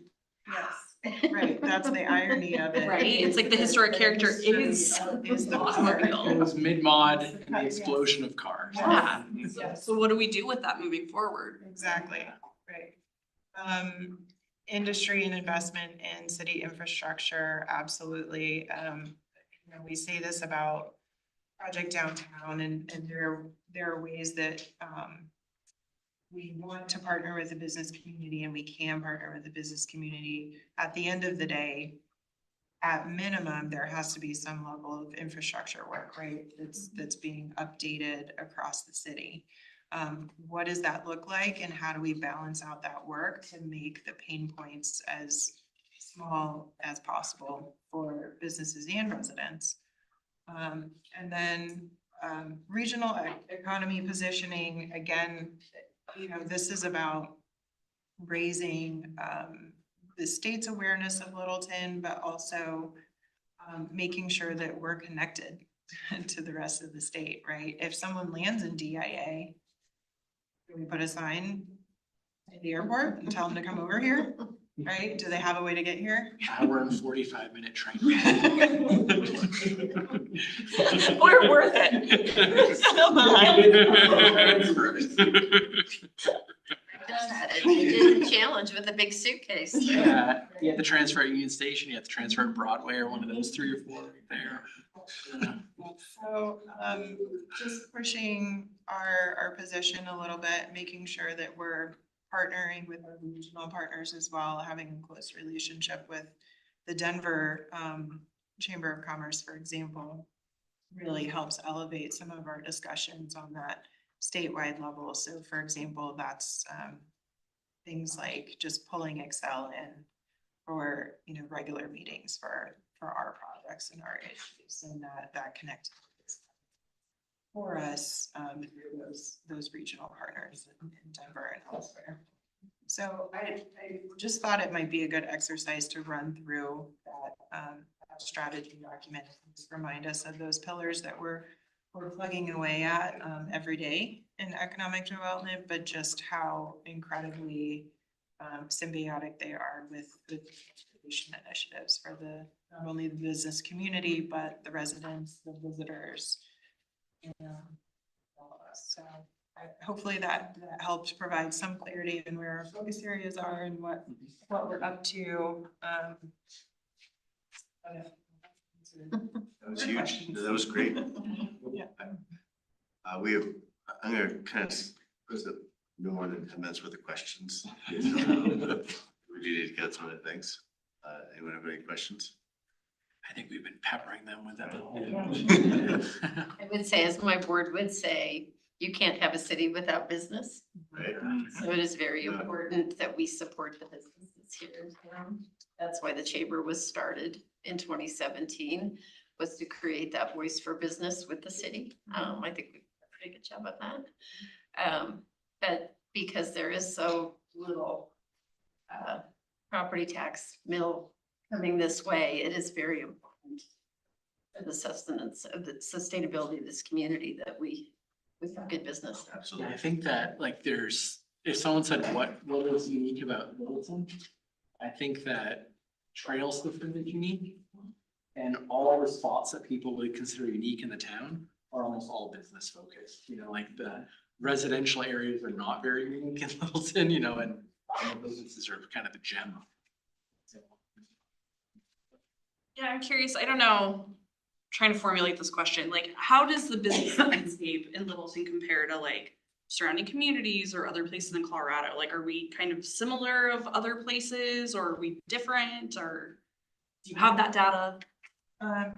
So there is a very heavy concentration of that retail and restaurant, food and beverage, here in Littleton. And that's part of what makes it unique from a visitor standpoint too, right? I'm assuming like a higher concentration of smaller businesses. Well, that's what it was gonna Yes. invite. I mean, again, it was only 50 of the, or 50 respondents of the whatever, but Percent. yeah, I the think vast of Littleton is small majority business of the oriented, small. so I don't know if that's the truth. And what is No, the and number? that's what it is. 4,000 businesses in Littleton? I think it's shy of 4,000, but not by much. But that's a lot, so there are a lot of small lot of businesses. business. 2% of the population. 45. And ask how many nonprofits. Nonprofits. So yeah, very, very small business centric, a lot of services, and professional services too. And so that makeup certainly, there's not a lot of corporate presence, for example, here that you might find in another community. So the challenge there is that sometimes from a fiscal standpoint, some of those businesses aren't necessarily heavy hitters with respect to the overall budget and that overarching direction for spending, right? So that makes us more susceptible to recessions. It makes us at a higher risk for varying national policies that might come out regarding tariffs, for example. It makes us susceptible to a lot of things. And so part of a healthy economy is to make sure that we have diversity in the businesses that are here and be able to support, again, those businesses that are creating that magic of why Littleton is Littleton. You can't ignore that, otherwise everything dies. So, you have to grow that and sustain that, and at the same time, be building up that presence and that attraction for folks who can come in and help provide that diversity to stabilize the city in times of recession or uncertainty or different policies. So we need Costco and our small businesses. Yeah. So do you know what the top 3 sales tax producers are in the state? Home Depot is one. I'm guessing King Supers is another one. No? I'm guessing the hospital. The hospital doesn't pay any sales tax. And that's what I was just gonna ask when I was raising my hand is, like, the car dealerships, my understanding is that those, when you register your car, you pay sales tax to your city. So those are taking a ridiculous amount of Littleton land, and we only get 2 mill levies, you know, from all of that usage, you know, which is wild from a sales tax. There are some, right? Back to that, Lowe's is the other one. Oh, yeah. The third one, who is a member that we work with quite closely, is Silverstem Cannabis. Which is on. I can see that, people. Sales, for those of you who don't know, his sales is over $1 million a month. Wow. He's over $600,000 a year to the city in sales. We should bring him some brownies or something.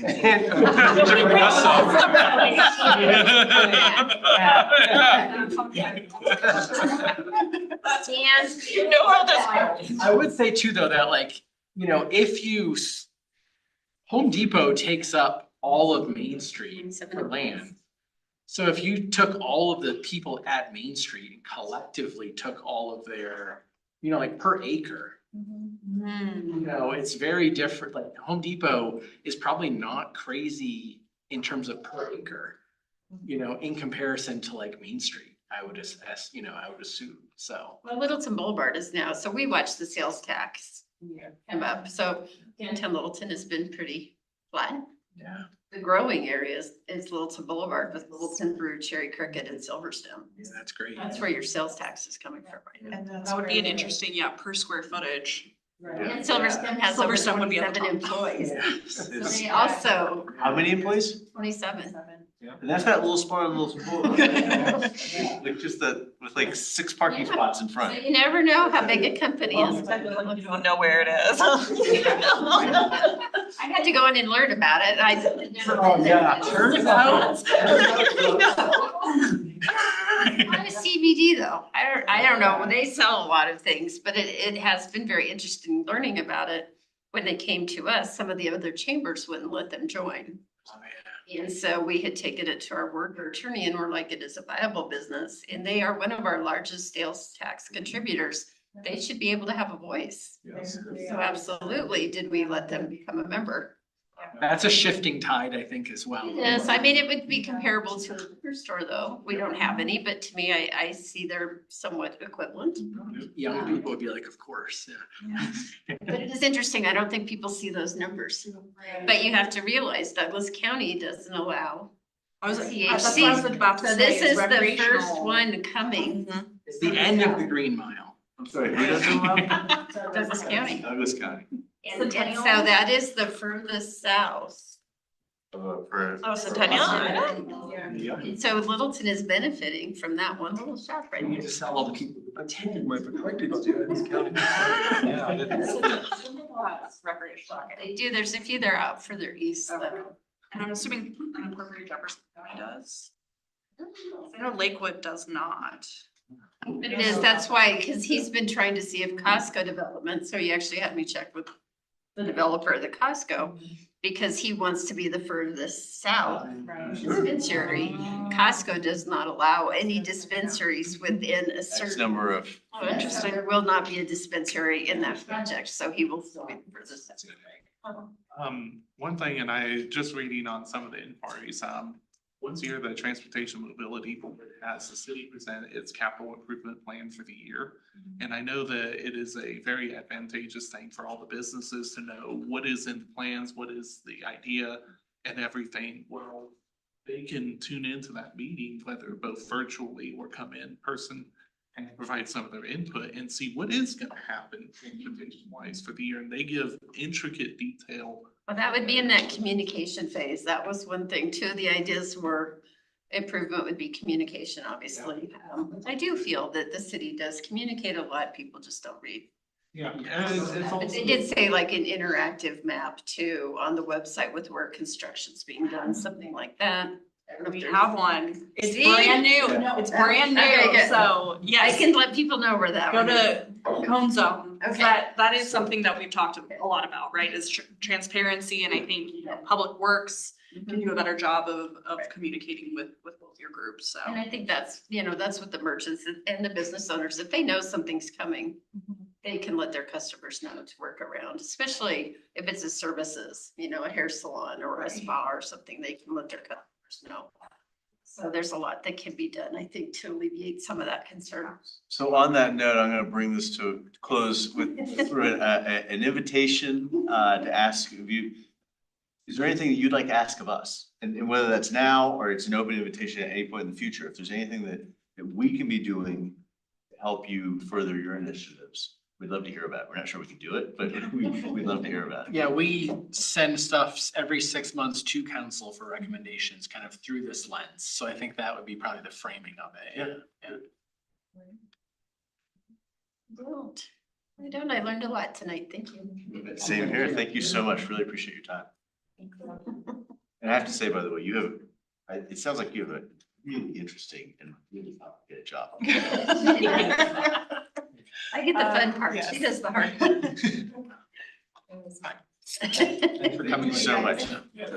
both. I will send you a link to the Cone Zone that you can share with your Thank you, I members. will share that. Yes, for sure. absolutely. You're welcome to stay, but I assume you want to go home, so. Yes. The last thing I'll say on this topic as they're walking out, I live 2 blocks off of Colfax, and so the Colfax BRT project has started.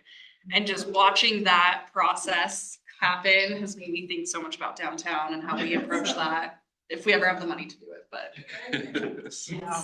Yeah. All right, well, thank you guys. Thank you. Thank you so much. All right, Yeah, the Colfax BRT, I'm excited for the mobility improvements that's happening, but seeing how it's affecting businesses is hard. I bet. Yeah, my upstairs neighbor owns a bakery and a coffee shop on Colfax, and like both their street access has been closed, and so it's, Rough. yeah, I mean, he said he lost 10,000 in the first month. It can be a business killer. Yeah. And it's been happening for over 6 months now, I wanna say, maybe not that long, but it's gonna keep happening for years, so if he's losing 10 grand a month for multiple years. And the Denver has offered, you can apply for a $10,000 grant. Yeah. So that will cover Total. 1 month 1 month. of lost revenue. And just know that this 10,000 will progressively increase because customers will get frustrated and stuff, and And stop going. We'll find a new spot.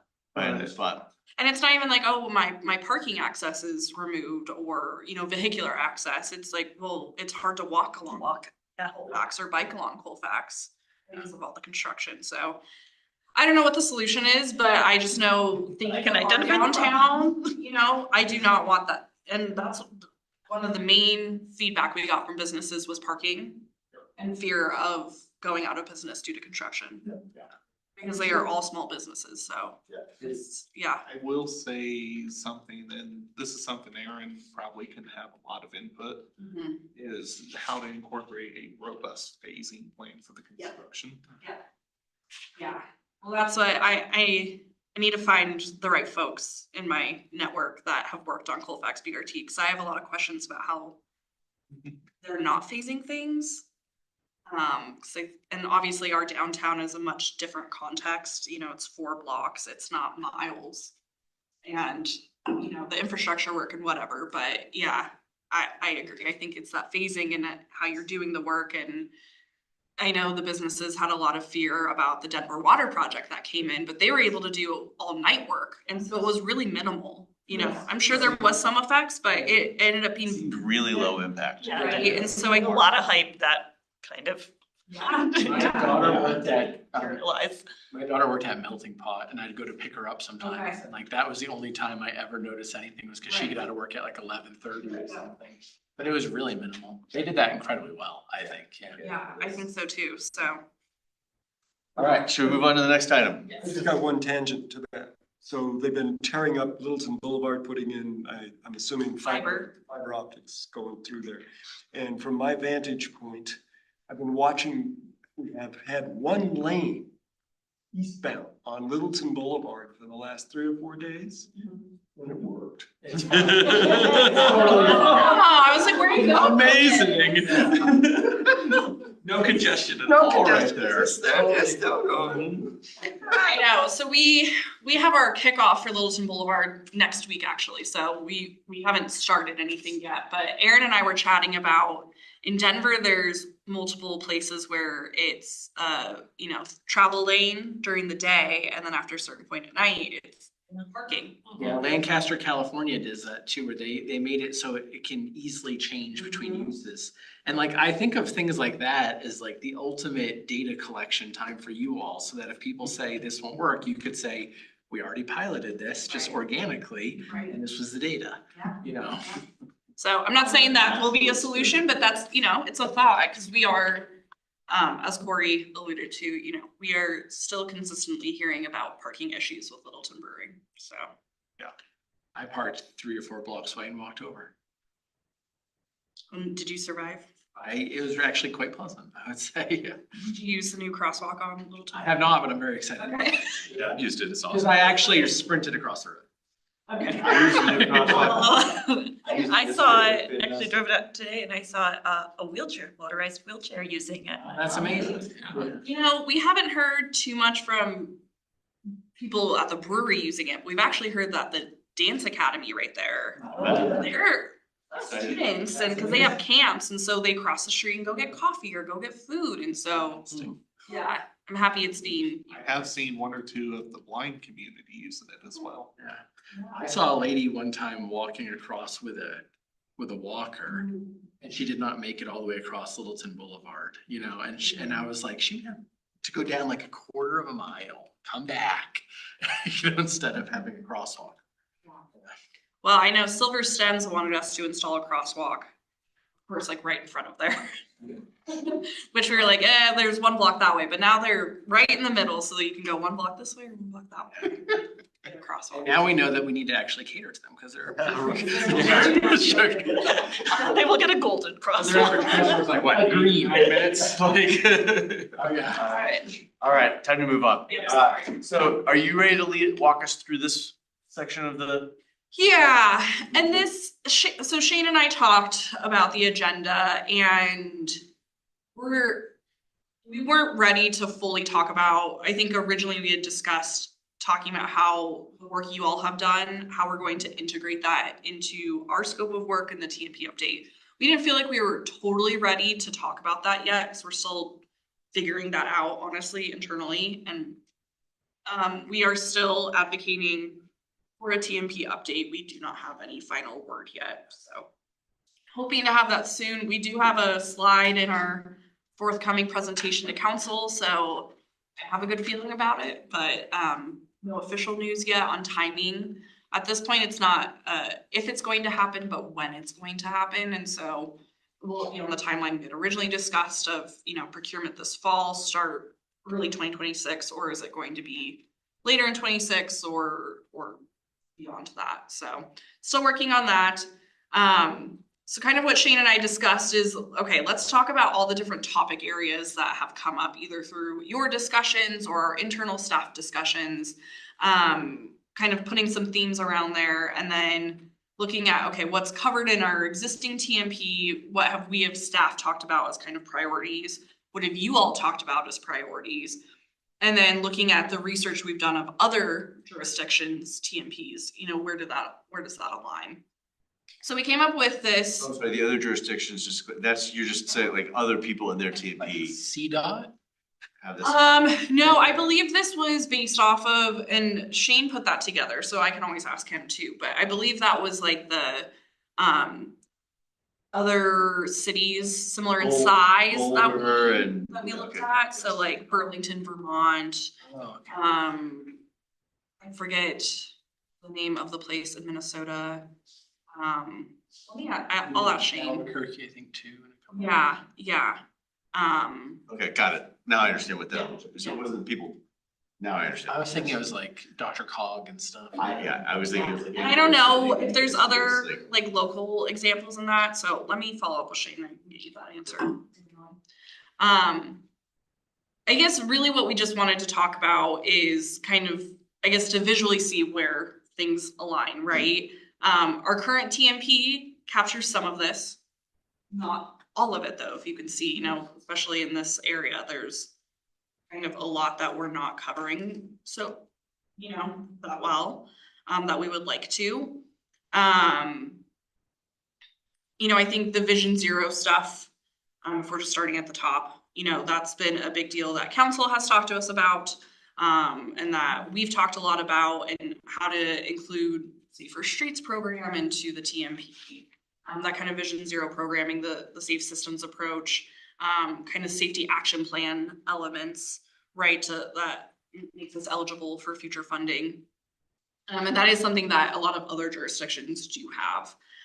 The high injury network, we do have a high injury network, as we've discussed. We've been actually very successful in doing projects at those locations. And so what does that next high injury network look like? Is it a true network, or is it still point locations like our current one is? I know there's some different philosophies emerging around high injury networks, and so we haven't figured out exactly what that looks like, but we know that's something that needs to be looked at. I rode by Bowles and Federal the other day and I was like, this is really good. I'm glad they did this. Oh, that's It's awesome. really great work. Thank you. I was not a part of that at all, but I will pass it on to the network. So maybe instead of just for a time. Yeah, I don't think. Every single one, I guess what I'd ask of you is on the TMB side, how did you decide to put check marks in these boxes? Because I'm not saying we didn't talk about these things, but there's also, if I think about what we spent the last couple of months talking about, Yeah, the very they're first. not one. up in there, right? Yeah. Like funding is not in there, communications is not in there. Cultural, culture issues is not in there. Safe systems is probably the main thing that we focused on, and that is not being checked. Yeah, no, when I saw this form, I was like, oh, shoot, you didn't quite get what we were saying. Yeah, you know, yeah, and this is like, let's think of this as like a first iteration of this, Okay. not Okay. set in stone. Cause I hear you, I'm also now looking at this and I also think there's changes, so. Because to be I clear, apologize. and I think all of us, I think I speak for all of us, to be clear, we're all behind many of those, maybe not every single one. Right, but I think the majority. Many of them. Yeah. We were, what I heard is we were tasked to pick kind of the 5 Right. that we thought were the most important. Right. And that was what we did, and they're not reflected up there. Yeah, okay. No, thank you for that feedback. We will. And if you'd like us to go through and check the other ones that we agree on. Yeah. we'll go down, we'll probably vote the vast majority of that list up. Maybe what we can do is we can revise this and then at like our check-in with you and Derek, we can review this if that works for I think you. that makes sense. And I will say just a quick thing, if like a big topic would be more logical to split up into a full couple subtopics to equal a big topic. Mhm. Like that's perfectly good. We don't have to have like the exact name and such, but we need to know how one got to the other. Right, yeah. And this is, you know, like I said before, this is kind of a bridging topic this month to go into next month, where we do want to focus on like the integration of all the work that you did into the TMP update scope. So, yeah, I mean, we can keep talking about this. I don't think we have to belabor this, as we've discussed, is I think there's some changes here, because you're right. I think there's some stuff we probably missed off this list. Okay, so we'll pick this up. Yeah, if that works. This is first draft. First draft. We'll pick it up when we get to the second, maybe third. Yes. Okay. Yeah, this is really helpful though, to see kind of what you're hearing from us and what we think. we're Yeah, and I think we could maybe even expand this to have a little more detail if you know, that would be helpful. Even if we like need to give our explanation of, you know, like I think Matt and I did talk about context-based street typologies, and that's not checked off. You know, we did talk about UL UC integration, you know, so like, I I feel like we Yeah. covered a lot of these. I just Yeah. wanna make sure You're right. we feel it, that you Yeah. hear us. No, I, yeah. All right. We'll check back in on Go back those. to the drawing board. Yeah. All right, on that note, you have any staff comments? Do I have any staff comments? I don't think so. I gave updates at the beginning of, we're finally doing that Arapahoe Countywide transit study, which I'm so excited about. Littleton Boulevard is kicking off next week as well. TMP discussions are also ongoing. Yeah, we're kind of just moving along with a lot of our projects.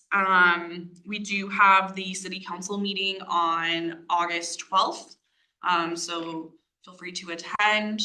We will ask you to watch our section in advance of the August meeting, and we'll have a little recap on that and talk about that. It's really just an update of our February meeting was really telling council like what is our plan for 2025. So this is really just a check-in and an update of where we are at. And so some things have changed, but most things are moving forward. We are in the thick of construction season, if you were unaware. And it's only going to continue. But it's also exciting because a lot of these are projects that, we received grants for, 5+ years ago, have been working on them for a long time, doing planning design, and to actually see a lot of these really awesome mobility improvements is exciting. The mineral trail, that was very hot topic. I definitely was aligned with people that I would love it to stay natural, but I drove by it the other day and I was like, it is looking beautiful. I did love the natural materials and I still do, but it's looking gorgeous, so. Yeah, and I think it's all lessons learned, right? So I think if we move forward on other trail projects, that is definitely something we're going to keep in mind. Accessibility is also at the top of our mind. So is there a way that we can make both work? Yeah. Hopefully. Yeah. Sometimes there's constraints and right away and yada, yada, yada, but we can continue to try to incorporate everyone's. I walked Euclid Avenue yesterday. Okay. Looks fantastic. Yeah. Oh, I haven't been over. Sidewalks are. Oh, yeah. Yeah. Oh, and I went by the Costco development and saw their shared use path. there, And that was. That's huge. Yeah. Yeah. It looks Like so there's good. things happening. Yeah, there's stuff. Things are happening. Yeah, we had a pre-bid meeting for Santa Fe and Mineral last week. So we'll be getting those contractor bids in the coming month and selecting a contractor and getting started with that. The Quad Road plan. Yeah, Quad Road. Mineral Mobility East is starting and ongoing. People will be able to go straight, they'll be able to go east-west across Mineral, across. Yes. You just can't go left. You just can't go left. Yeah. Yeah, on Santa Fe. Look at that, he's got it ready to go. Yeah, Euclid is coming together. I was out there a couple weeks ago. I'm gonna go out on Tuesday with Kyle again, but just walking on the south side sidewalk, and we got to walk side by side instead of single file was, Amazing experience, huh? it was awesome. You can walk side by side on the north side too. Have your hands ready. But yeah, the daylighting looks amazing. That's gonna make every intersection down there so much safer. Yeah. Cars are forced to make a right turn instead of just, shoot through a bike lane and go as fast as they can, so it's awesome. And then we are also starting installation of 2 of our protected bike lanes. Oh, wait. So Phillips Avenue, so down by Powell Middle School, kind of southeast corner, over by Tom Grant's house. Temporary or? Flexi posts or what is it? So it is delineators and zebras. What is delineator? I I know that they separate. The flexi pole. Oh, the flexi post. And then zebras, also known as like armadillos. Okay. Yeah. So that's one material there on Phillips. And then Bellevue, which is orcas, 'cause, we're starting our Littleton Zoo. And those are Armadillos and orcas. On Bellevue or? Zebras. On. Bellevue Bellevue, right at Bomar. by Bomar. Oh, So way over there. west of Lowell. And so the orcas are specifically designed for bike lanes. And so it's kind of like curbing and delineators together. Is that gonna connect Centennial Elementary School? Not yet. The future plans, we want to figure out how to connect from Lowell all the way to Irving. And then Irving, we have buffered bike lanes on. That's kind of been a really great example of incremental pilot project progression. So it started and we painted bike lanes, still didn't see speed reductions, added buffer bike lanes, still didn't see speed reductions. So now we're adding protection to the bike lanes and traffic calming along there. So eventually we would want that whole connection to Centennial. So I have to say, I love that we're doing this. Four projects ultimately, right? Like is what I read. There's four protected bike lane projects. Those are the first two. There's two others, one on Windermere and one somewhere else on the southeast side. Yeah, we've timing of articles is great because that went to publish and then things have changed a little. So I'm not doing four. we're doing 5 actually. Cool, that's even better. Well, we're switching out some of them. So Pennsylvania was supposed to happen in the fall. So that would connect to Phillips. It turns out there's a bunch of stormwater infrastructure work that has to occur. And so we were going to install after the pavement management program came in and repaved that roadway, but now they're delaying so that our water resources group can go in and fix the hanging corrugated metal things that are everywhere across the city. So we're gonna install buffered bike lanes this year, and we've talked about doing some delineation in the buffer, but that'll have to be delayed till next year, unfortunately. But Windermere is happening still, and then Irving, as I just mentioned, and then Church on the south side we're able to protect. So like I said, love it. I love it. I'm waiting for the but. There's a but. When I compared those four, and now it sounds like 5 or 6 potentially.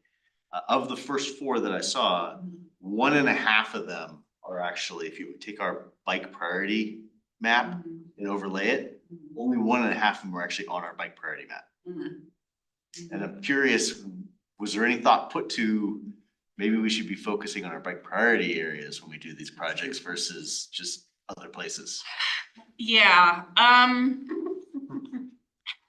Heavy hitting questions. Sorry, I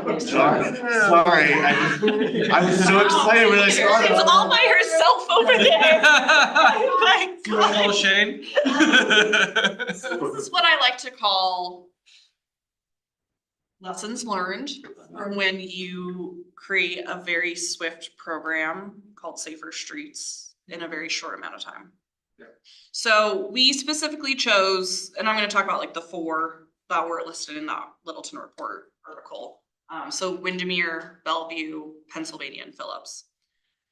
We were asked by council, we need to go put in protected bike lanes, which is something we want to do, right? And we've talked about reasons why we hadn't done it yet. No dedicated funding, lack of maintenance materials, et cetera, et cetera. We're at the point where we are ready. We have plows, we have sweepers, we have funding, we're there, right? So when we were tasked to put together the Safer Streets program and specifically look at protected bike lanes, we decided to go with some low-hanging fruit corridors, as you can call it. So places that either already had painted bike lanes and available right of way to add buffers and protection. Places that didn't have on-street parking necessarily, or a lot of residential on-street, because that would really, start to affect, again, the on-street parking. Battles and. Right, and especially, last year, which didn't really pan out, I think the way council had asked us to, is, they said, go put stuff in and we'll deal with the public. Yeah. And so, you know how that turned out. And that's not how we like to do things either. So if you're going to go to a place where you are going to be impacting things like parking or, access to houses or, if there's transit routes, that's a whole other, that's a whole thing with church that I can dive more into.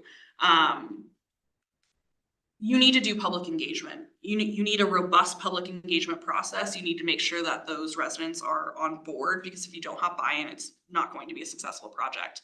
And that is why, we are doing the Elati corridor study of, we know we need mobility improvements on Elati, but we didn't feel comfortable just saying, we're going to remove on-street parking for 2.5 miles to put in protected bike lanes. That was not going to go over well.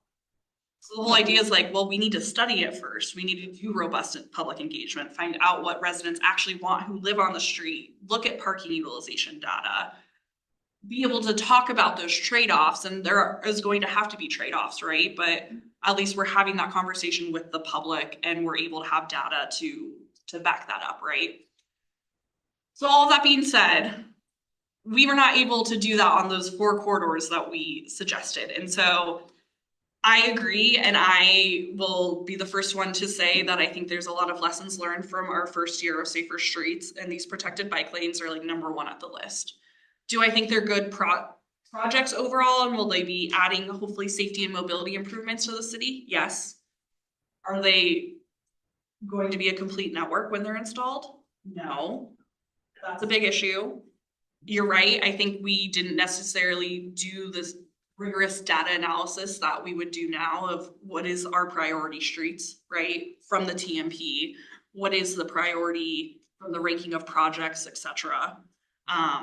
So it's not a good answer, but it's the answer I have. It is what it is, right? At this point, Yeah. it's just, but yeah, my humble request is the next time, Absolutely. can we put that at least as one of the criteria to evaluate? Yes. It doesn't have to be the overwhelming. Yes, It would be nice if it was a very heavily weighted factor. absolutely. And I also. I hear you loud and clear. I also want to point out that the TMP update and the combining of all these programs into a singular document, singular regulatory framework would be a great help in doing this. And some of these updates might actually include some of the streets that weren't in the 2019 studies too. Totally, absolutely. Yeah, I think that's part of the reason that we want to do a TMP update. It's like, well, we have the TMPs over here saying this. If we're doing projects over here, whether they should have been prioritized or not, we're moving forward with them, right? How do we reconcile that? And again, I think at the end of the day, there's still going to be safety and mobility improvements from there, but I think as a program moving forward, and that's why we wanted to do the strategic plan, is we want to be strategic and we want to be good, we want to use tax dollars effectively, and in the highest need areas. We want to better coordinate with our other programs that affect our work. Someone had a really good analogy, like us at transportation, we're like the cherry on top of a sundae, right? Sarah White in our who manages water resources and is having to replace all of this like decaying infrastructure and having to deal with all those culvert collapses from flooding and whatnot. Like she's at the bottom, like she's the scoop of ice cream. She's the bowl. Yeah, she's the bowl. She is the foundation, right? Like she needs to go in and do her work. And same with other utilities and other, kind of things below the ground that you don't see. And then the pavement management group comes in, right? And then they make the street look all pretty. And then we come in with all the, kind of toppings, the protected bike lanes. So we need to come last. So that's where like Pennsylvania, these protected bike lanes were supposed to go in last year. We just had way too much on our plate last year to get these done. Because, Kyle and Emily didn't join our team until June. Getting them up to speed. Kyle had other workload that he was passing off, getting Emily integrated into the city and, all those other factors. We weren't able to do it last year, right? Come to this year, it's like, well, then we find out, well, Sarah has a project here. Well, we don't want to pay a bunch of money and hire a contractor to install all of these protected bike lane materials just for next year to have to pay someone to pull them out and reinstall. Like that is not a good use of taxpayer money. And Bellevue is an example where that road is not in good shape. If anyone's been up there recently. It was supposed to be on the pavement management plan either last year or this year. Because we were doing this work, they delayed. So they've delayed a little further. So we already know that this is going to have to be removed so that they can repave and then put back in a couple years, which is not the timeline we would like to do, but we're there's some trade-offs and we made that trade-off with Bellevue. And we used a lesser like waterborne paint instead of epoxy or thermoplastic, which is more heavy duty because we know they're going to be repaving it. So let's not spend a bunch of money on like top tier paint. But when it came to Pennsylvania, we had this discussion, are we gonna do the same thing that we're doing on Bellevue? And we decided, no, we don't feel like that's a good use of taxpayer money. How did those streets get decided even back then? Because that was like February of last year. Is there more or less neighborhood streets. They're not really connectors. They don't even connect to anything. Yeah. So like, how are those projects even recognized? The bike lane projects? Yeah, to like Bellevue, like, it's not a high use road to begin with. Like, Yeah. there's not a lot of cars on it. There's not. That phase of it, yeah. Yeah. A little more. Yeah, and so I'm just like, how did that get recognized to do something on when there's, like Jeff said, there's all these connectivities. Because there's no street parking. Yeah. It's minimally disruptive. They were looking, I mean. There's enough right, there's enough right of way. It It's was super looking wide, for- just quick wins. Yeah. Quick win. Honestly, they were quick wins. And there is that new development going in as well, there at the corner of Bellevue and Federal. Yes. So that Yeah. could become. Yes, and we, Trying to get to Beaumont. Bellevue too specifically, that was actually, we kind of called it a pilot project, but originally it just had striped bike lanes. And then we, in 2023, added buffered bike lanes. And so again, it was another like low hanging fruit corridor. Like, we already have a buffer. We just have to go and put in protection. Windermere specifically was chosen the north part of the corridor because it already has a buffer. Again, we don't have to deal with on-street parking or house access. And that's why we're doing a lot of these forthcoming corridor studies, because we know that there's needed mobility improvements, but we have to go through that public engagement process. I wonder why that makes sense, because it's a busy road next to a park. Like, if it checks a lot of boxes for. And then Pennsylvania and Phillips, Powell Middle School. Yeah. Eventually I would like us to look at a better connection to the C470 trail, but there's a connection off of County Line down there. Right at Federal and Clarkson, yeah. Yeah. And they're redoing that with. Yeah. Clarkson has bike lanes on it. That is Centennial, so that's not us, but it does. It is on a that. bike lane, okay. Mineral technically has a shared use path that we don't really have signed, but bikes are allowed on the sidewalk there, and then eventually would connect into the rest of Mineral. So there's reasonings. I think it's hard to, when we have not enough money to just go in and do everything at once, and we have to do things incrementally. So we're taking chunk size pieces that eventually the idea is that we're going to connect this all into like a very safe, comfortable bike network system. Dream. It's the dream. Yes. So there's an overpass going over University is Yes. The county Supposed to be line. done this fall. That's crazy. That's awesome. Yeah. Yeah. University. and- University at C470, the Yeah, the C470. C470. For the bike. Yeah. Oh, yeah, Get for it the over. trails, not university and C. No, yeah. Yeah, you're I was like. like, Got a grant. Yeah. All right. Still, like, Keeping an eye on time. Yeah. Let's finish, we need to finish up. Anyone who wants to stick around outside and have conversations about this, well, let's get to our upcoming agendas. And I'm actually going to ask you guys to take that, since, just full disclosure, I completely missed our planning meeting in early July. I got caught with a bunch of stuff, and the next thing I knew, Derek's texting me saying, "Are you gonna be here soon?" And I'm like, "Oh shit, I'm like an hour away, there's no way." You're like, no, I'm not. So could you guys talk about what we have sort of tentatively scheduled for the next few months?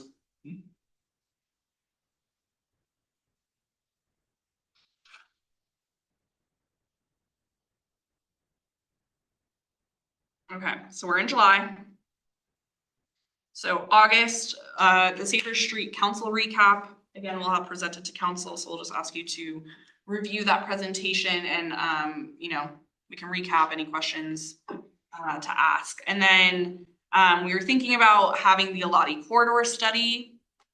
So just an overview of the public engagement thus far, preview of some alternatives or options, talk about a walk audit, which we have yet to schedule. I think this item could either stay in August or move to September if need be. TMP wrap up. So that's really where we will be talking about how to incorporate the TMB work. We'll have another draft of our lovely chart that needs editing. And then hopefully we have an update on status of TMP and timeline as well. Talk about the field trip in October, and so we'll put together kind of a draft list of potential site locations. I think this year will be exciting because we'll actually get to see like completed infrastructure and not just plans of projects. Visioning. Yes, visions. So that was what we had for August. September, we have a lot of TBD things. The HSIP Broadway intersection project, so this is at Littleton Boulevard and Mineral. I think we're gonna play this by ear to feel like if we're in a place that we can bring kind of our concepts and I think originally we had thought we'd have a conversation with CDOT about funding by this time, but that is getting delayed. So we'll just see if we're ready or if we want to delay that a month or two, just so that we have more definitive information to share with you all. The ULI TAP, so that was about Geneva Village, kind of this northern gateway. They had a presentation after that, but they're also working on a final report. So we don't know exactly when that's going to be released. So hopefully it's by September and Kathleen and or Julie can come and talk about that process and the recommendations. But we're just kind of waiting to see timeline on that as well. And then County Line Trail Connections Project. I think we've discussed this probably a year or two ago when we've discussed it maybe on some TMB field trips. But an update on that project. We are getting very, very close to finishing that, which is exciting. So, and then next gen joint session, probably need to talk about that based off of the conversation we had tonight. If we're still having a joint session or if it's just more regular communications. And then potentially reaching out to communications to have Jessica and speak to the board. And then TMU field trip. Finalizing that route. And then what do we have in October? So we're one more month out. October, funding solutions to implement desired multimodal network. So we talked about potentially having either someone from the CMO's office or having the new finance director come. And we did reach out to them. Brent Soderlin was going to discuss this with her. Her name's Lori. Thinking that October or later in the year, she'll have gotten up to speed. She did relocate here and started this job months ago. So talk about debt financing and then potentially having Matt Knight or someone else from the Littleton Boulevard sub area plan. I think we'll know more since we have our kickoff next week. That's just an internal kickoff though. It's still, the contract still has to be approved by council. And so I don't know if we'll have like a full kickoff with the whole consultant team yet. So this action item might get pushed to just, unless you're okay just hearing kind of an overview, but we won't have much to discuss likely. I guess I'll ask a question of the board. I love the idea of talking about the Littleton Boulevard to Berry plan. Actually, I put it in my notes today to talk about that. But also, for me personally, I was looking for just to meet Matt and to get essentially what we just got for economic development from the community development group, understanding how transportation fits into what their role is and what they're trying to do there. So I don't know if you guys, like, if the Littleton sub-area thing is not ready, would we still want to meet with him and try to have that more just a transportation community development conversation? Or is that not a good use of our time? I think it would be helpful because honestly, some of the discussion of like the sidewalk fee, some of the other funding mechanisms, Matt's gonna be integral in some of the enforcement and planning and implementation of quite a few of those. Okay. I think it's a good use of our time. Yeah. Okay. And then if he has stuff on Littleton Boulevard, that way you can present that too. Yeah. And then November, so just to note, the November and December meetings are changed based off of their original dates. So we do have Todd Lambert scheduled to come. Unfortunately, I confirmed with him, but it sounds like they have LPS board meetings on the same cadence of our meetings. So that's why November worked, because it's off our schedule. And then we were thinking of talking about like 2026 projects for that. And then December, end of year wrap up. I'm sure there will be some shifts maybe, and we can discuss about that. Yeah, I was thinking, You guys got a lot done without me there. I was thinking that we could have, like, we would have another study session with council, but with council shifting. Maybe it's better to wait until the new council's in place. Kind of early next year, February, March, April, somewhere in that neighborhood. Yeah. Yeah. probably right after their retreat. Did they get swapped out in January? I believe so. Yeah. Yeah. And also the board members will be up, our board members will be at the same time, or no, that's like Right. April. That's April. Yeah, that's right, yeah, cause you came in April. How many of you are up? I'm up. I think I am. I have no idea. Me, I'm not sure. Can you, Dave, you just reapplied, right? So Yeah. Yeah, I'm good, I think. so I think you and I might be. Okay. All right. All right. Any objections? Anything that you feel like we're missing in this? Sounds good to me. Okay. All right. Any other comments or just related to this, or sort of give everybody 30 seconds to gripe or rant or rave or whatever you want to do? We don't have any more topic meetings, right? We're all done with that. Specials. Did you guys finish up your connectivity one, like incorporate the notes that we had from that meeting and we updated? Not done that. We should do that before. Can we get that done? Yeah, and were there changes after the street typologies one? What's the last one that was That's the discussed? last one we did. Yeah. So we had some comments. I think, I know you took down a bunch of notes. On just some tweaks and changes. Okay. Otherwise, I think we're done. Unless you're ready for us to start attacking the rest of that list. So are we going to, are we gonna at least like write a letter about the TMP to council? And also lend our voice to your all's voice, presumably of, we would like the TMP update to be sooner. That is, so our next letter is due in September, which Yeah. is probably very good timing for that. Yeah. So I think my sense is, my gut was gonna be, that was gonna be the headline of that letter. Will it already be decided in September? Uh, If we're gonna do the TMP? Potentially. Oh, so we need to do it earlier than that? Okay. If potentially, yes. Is that something that we are aligned on, that we think that they should prioritize it? Is there anyone who doesn't think that we should prioritize the updating of the TMP? So high priority. I think we're aligned. Okay, yeah. All right, I will take the lead on drafting that letter then. Yeah, thank you. And Shane and I are working on a memo to council, or sorry, to the city manager's office, about the TMP update and just talking about like resource allocation, workload, those types of things to kind of justify our case. And we were going to include, a section about your work on it. So yeah, maybe that's me, yeah, I mean, maybe if you can get something put together in the next couple weeks, we can just include all of the 2-pagers and that as part of that transmission. That'd be great. Okay. So I think we were hoping to like first week of August-ish. That's really quick. That's not 2 weeks, that's. Yeah, it's kind of like a week, isn't it? Yeah. So not next week, but the week after, end of next week. This first council meeting, the second week of August, right? The 12th, I think is what, when they're presenting. All right. We went a bit over. Yeah, sorry, I got chatty.